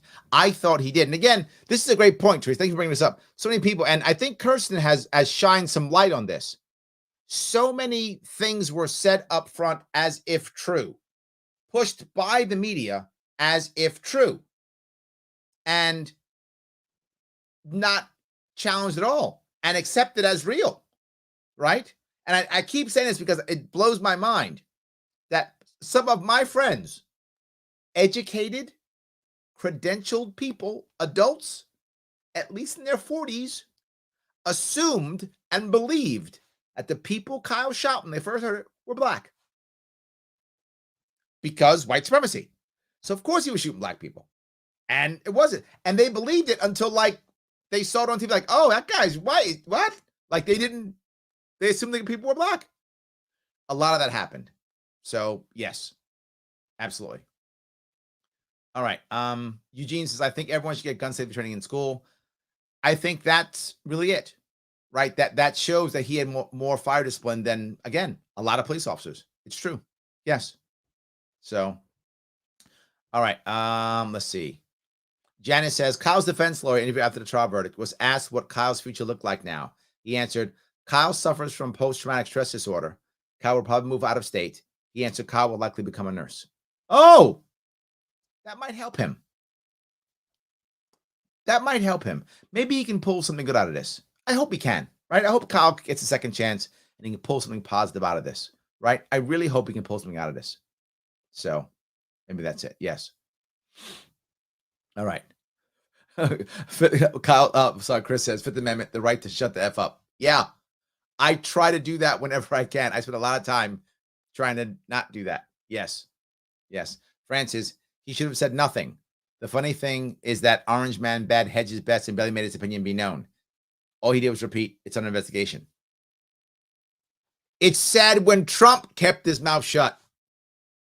Right? Isn't Trump the loudmouth tweeter guy? Right? He's tweeting everything. Trump kept his mouth shut and Biden said something. What's going on? It is opposite day. Trump did, he just whatever, kept his mouth shut. That's what Biden should have done. Keep your mouth shut. Wait to see what happens. Then say something. I haven't said anything until the verdicts. I didn't even decide to do this until the verdict came out. I kept my mouth shut. You can do it. It's possible. You can. Particularly if you want to be respected by people. You probably should. Yes. So anyway, sorry about that. All right. All right. Let's see here. Matt says, all my leftist acquaintances are raging that U.S. justice is utter trash. I can agree, but for totally different reasons. Matt, thank you. And this is the part that I hope, I'm going to hope, and maybe I'm fooling myself. Maybe I'm being that dumb optimist that I am often. That if we look down, a week or two from now, we're going to see that people get that this system's broken. We got to fix it. I hope that's true, right? I hope that's what happens. I don't know if it will, but I sure hope it will. I don't know. So we'll see. All right. Let's see if I can try this thing here. You guys, so many things. I won't be able to get to all of them. I appreciate it. But the Cowboy S says, right perspective. Thank you. I appreciate that. Yes. So John says, our entire world is steeped in moral relativity on all sides in objective standards. The NAP, natural rights. I would agree. Yes. Dan says, time to audit this prosecutor's previous cases. Yeah. 100%. Yeah. Absolutely. Absolutely. Yes. Tim says, the system divides us to empower itself. Yes. 100%. Steve says the judiciary has always been the real problem, not the police. People don't know that, Steve. You're right. People don't get that. They don't realize how powerful the DA and the prosecutors are. Cops arrest people for crimes that the DA and the prosecutors are prosecuting. If they don't prosecute, the cops don't arrest them, right? The cops aren't going to arrest them. If the DA goes, I'm not going to prosecute this, the cops don't arrest them. It's a valid point. It is a big issue. Don't get me wrong. Cops still make mistakes and screw up. They're still humans. But you want to fix this? End the war on drugs. End what the judiciary is doing. End how they're doing things. You're completely correct. Yes. And most people don't get that. They just don't. So yes. So, all right, so I can do this here. All right. Matt says, Larry, it's not a prison anymore. We're using gulags now. Oh, Jesus. Yes. Michelle says he's a kid until 21. Kind of true. I mean, right? He can't. Yeah, kind of true. You're right. Yeah, absolutely. Matthew says, as a black man, if I was on trial, I'd pray I had a judge like Bruce Schroeder. Yes. Yes. Matthew, You and me both. You and me both. Absolutely. You and me both. Yes. All right. Bill says if a group of attorneys need time to figure out if a possession charge is proper, let alone is reasonable doubt and vague law. Thank you, Bill. Absolutely. So if you got to figure it out, that's vague enough to not charge him. Right? Clearly, you can't have a good case. Not charge him. 100%. Yes. All right. Julie says, and the MSNBC journalist, she puts in quotes, and the jury bus, going to get photos of them? Going to get something more started by the media? What the hell? Julie, I'll say it again. They were doing what they thought would get you to watch. That's all they cared about. What they were getting what they thought would get you to watch. That's all that mattered. Nothing else is important. Yes. Paula says, now I'm going to research this prosecutor and see if I can find out how many other BS charges he stacked up against black kids, what the kind of support system Kyle had. Yes. Absolutely. Absolutely. Yeah. All right. Let's see. Kirsten says, look, I'm one of the last people to speak up for prosecutors. Given my work, I think prosecutors are devil's pawns, and I don't know of any of them that can sleep at night. How many things sleep at night? But the prosecution maintained from start to finish this was what they believed the law meant. And I can see why you try to sort out the statute with any exceptions. That particular F up is on the legislature, in my opinion. Prosecutor Binger is trash, but I'll give him that one. Oh, Kirsten, I don't know. See, my view is, and maybe we just disagree on this one. My view is, if you're not sure, then don't prosecute, right? If there is a maybe, then don't prosecute. But I think they purposefully err on the side of whatevs to stack, right? I think they just stack. That's the point, right? Anyway, so yeah. See if I can grab here. Cowboy says, I was expecting a mistrial on all accounts. Ooh, I wasn't. I was expecting them to get him on something. I just assumed they'd be like something. Deborah says too, I was watching for that one guilty verdict. So was I, Deborah. I was thinking just like you, right? Just teach him a lesson. I assumed they'd throw something at him. I thought the same thing. I was surprised that he got nothing. I thought they were just like, well, all them charges, we'll give him something. That's what I figured too. Yes. So he says, I was in a grand jury where we tried to not prosecute a man who had already lost his job and reputation because he was growing 3 pots of weed. The blue-haired women thought he was bad. So funny. Yeah, that's very good. All right. Larry, there are imbeciles on TV believe that not guilty verdict of means back during times of emboldening my white vigilante justice. I did see that, Nuna. You saw that too. There was a woman who was like, this not guilty verdict harkens back. She's saying this harkens back to, when they were hiring vigilantes to go hunt down black slaves who escaped. Wow. You pulled that completely out of your ass. Wow. This is 3 white people, 4 white people. There's no slaves. I mean, black people, nothing. And there's not hired vigilantes. That's not it. The government's not hiring vigilantes to go get slaves. There's nothing to do with it. You are just pulling out of your ass because you just want that to be a thing. This is not that at all. Nothing to do with that whatsoever. But I did see that. Yes. She said it harkens back something like that too. When they would hire vigilantes to go get slaves, like no, that this is nothing to do with that. Nothing to do with that at all. Yes. So anyway, let's see here. If all parties involved were black, would we even be talking about this? This was hyped by the media for distraction and division. Ooh. Yeah. What if they all were black? Well, if they're all black, are they part of the BLM side? Are they part of no side? Are they individuals? If it was a black, if Kyle's black and it came across if he was shooting black BLM protesters, if that was the narrative, we'd be talking about it, right? What's the narrative, right?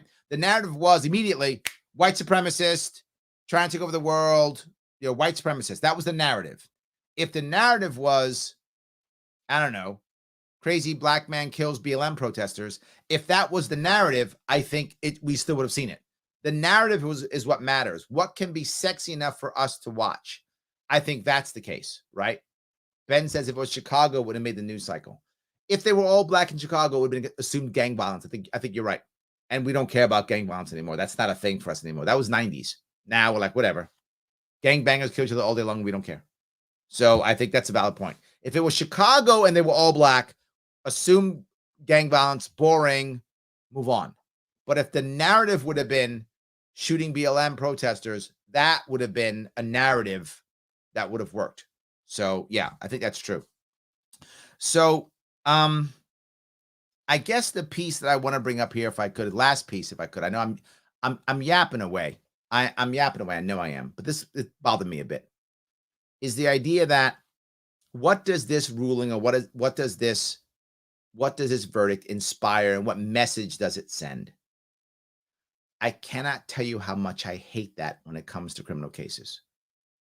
Messages being sent and rulings matter when it comes to like Supreme Court rulings and stuff like that. When it comes to criminal, it doesn't matter. Let me say it again. When it comes to criminal, it doesn't matter. What matters is only one thing. Is that person guilty or not? The message being sent is irrelevant. The ruling inspiring is irrelevant. Means nothing. If it's a case that's civil case or a constitutional case being brought to the Supreme Court, rulings are critical. They mean everything. But in a criminal case, I don't give a shit if it inspires violence or not. I care that an innocent person doesn't go to jail. Period. That's all I care about. And a guilty person goes to jail. That's it. The message is irrelevant. And for someone to say that, what a horrible human being you are. If you go, well, what does this message say to us? You know, what is it? Who cares? I don't care. What if it's you? Well, you have to go to jail, Chad. Why? Because if you don't go to jail, it'll send a bad message. I didn't do anything. Yeah, but the message. Bye, your life is ruined. What's wrong with you to think that? But it's on TV. What messages to send? I don't care what messages. I don't care. I hope the message is innocent people don't go to jail and guilty people do. And the system is screwed up and prosecutors suck. I hope that's the message it sends. But I don't care. Someone actually said, the question is, does the community feel safer after this? I don't give a shit. I don't. Get better cops then. Right? Train your cops. Or end the war on drugs so you don't have gang violence. There's nothing to do with whether someone goes to jail or not. That is irrelevant. Irrelevant. Then people were saying, well, can the community heal after this? Why do you care? If he goes to jail, what happens to your life? Nothing. If he doesn't go to jail, what happens to your life? Nothing. You're just making this up. This is the hard part. All these people have nothing better to do. Don't you have anything better to do but to sit outside of a courthouse and act like your world is ending because a 17-year-old kid might go to jail or might not go to jail? How sad is your life? I mean that. Shouldn't you be doing something of value? I don't care. You're part of Block. Go build something, man. You're part of whatever. Go build something. Black Lives Matter? Go make some Black Lives Matter. Oh, good. Go do the thing you want to do. Why are you there? It doesn't matter. If he goes to jail for 50 years or nothing, your life doesn't change at all. You shouldn't feel safer because he's in jail. Kyle's not coming after you to shoot you. That's not going to happen. Your life is as good or as bad as it always was. Probably bad because you're there. But just however it is. That's what it is. No difference. Does this ruling inspire violence? We already have violence. Haven't you noticed that? In fact, what was happening that night? Violence. Does a ruling inspire violence? Think about how stupid that question is. Well, they made a ruling and they allowed him to go free. So now everyone's going to start shooting people in the streets. And they were saying that. Now people can go around just start shooting people. Because if Kyle had gone to jail, no one's going to shoot anybody anymore. That's the kind of thing we're dealing with. Whenever you hear stuff like that, you should think to yourself, wow, that's stupid. Like, that's literally just stupid. Don't you have anything better to do besides go around saying, oh my God, how can we heal? Because some kid didn't go to jail. Or can I feel safe because a kid didn't go to jail? Or what message does it send because we didn't punish somebody and put him in jail? I would ask one question. Don't you think people thought that? Well, they were literally putting hundreds of thousands of black young men in jail in the 80s and 90s. Were they saying the same thing? Weren't they thinking that when they were whipping slaves? You want to go back to slavery? I'm going to go back to slavery right now. I'm going to take you back there. What kind of message does it send if we don't capture the freed slaves and send them back to the South? Do we really care about property rights? Weren't they saying that? Is there a rule of law if we don't send these men and women back into chains? They were saying it then. Yeah. I didn't care what message that says. I'm not telling you where the slaves are hiding. I'm not telling you where the slaves are hiding. I don't care what message that sends. I'm not putting people back into chains. I'm not doing it. And I'm not putting Kyle Rittenhouse in the jail because you want to feel safer. I'm not putting Kyle Rittenhouse in the jail because it sends the wrong message. And I wouldn't put you in the jail either because it sends a message. If you want a better message, make a better community. Take responsibility for community, Mr. Block, and fix your community and stop thinking Kyle's going to fix it because he's not. How about that? You don't like your police force? Retrain it. It's your police force. Stop blaming others. You pay the taxes. You vote. You probably don't vote. Sorry. You should be voting. You don't.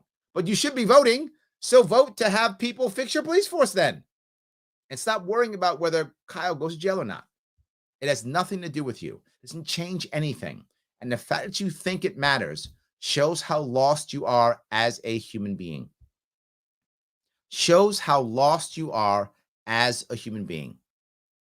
That's a part that drives me crazy. And maybe I hope I'm not being too mean. I don't mean to be mean. I'm not trying to say mean things. I can't stand the idea that people act like this is so insanely important, and it isn't. Not for that. It's important for Kyle and the people around him. That's what matters. That's an issue. Jamie says, awesome, thank you. I wish for every state like mine and yours, that there's where Larry Sharpe out there trying to make a positive difference. Thank you. I appreciate that. Yes, I do appreciate that. 100%. Yes. Dan says this last part needs to be a short clip to pass around. See, hey team, if you're watching, please go ahead. So simple, so true, Larry. Yeah, absolutely. I'm trying to understand that. That's what really matters, right? Anyway, I actually went down the racist thing. I didn't mean to. Yes. So, yes. All right. Gun Owners of America said they will be donating an AR-15 to Kyle. Of course they would. Of course they would. Absolutely.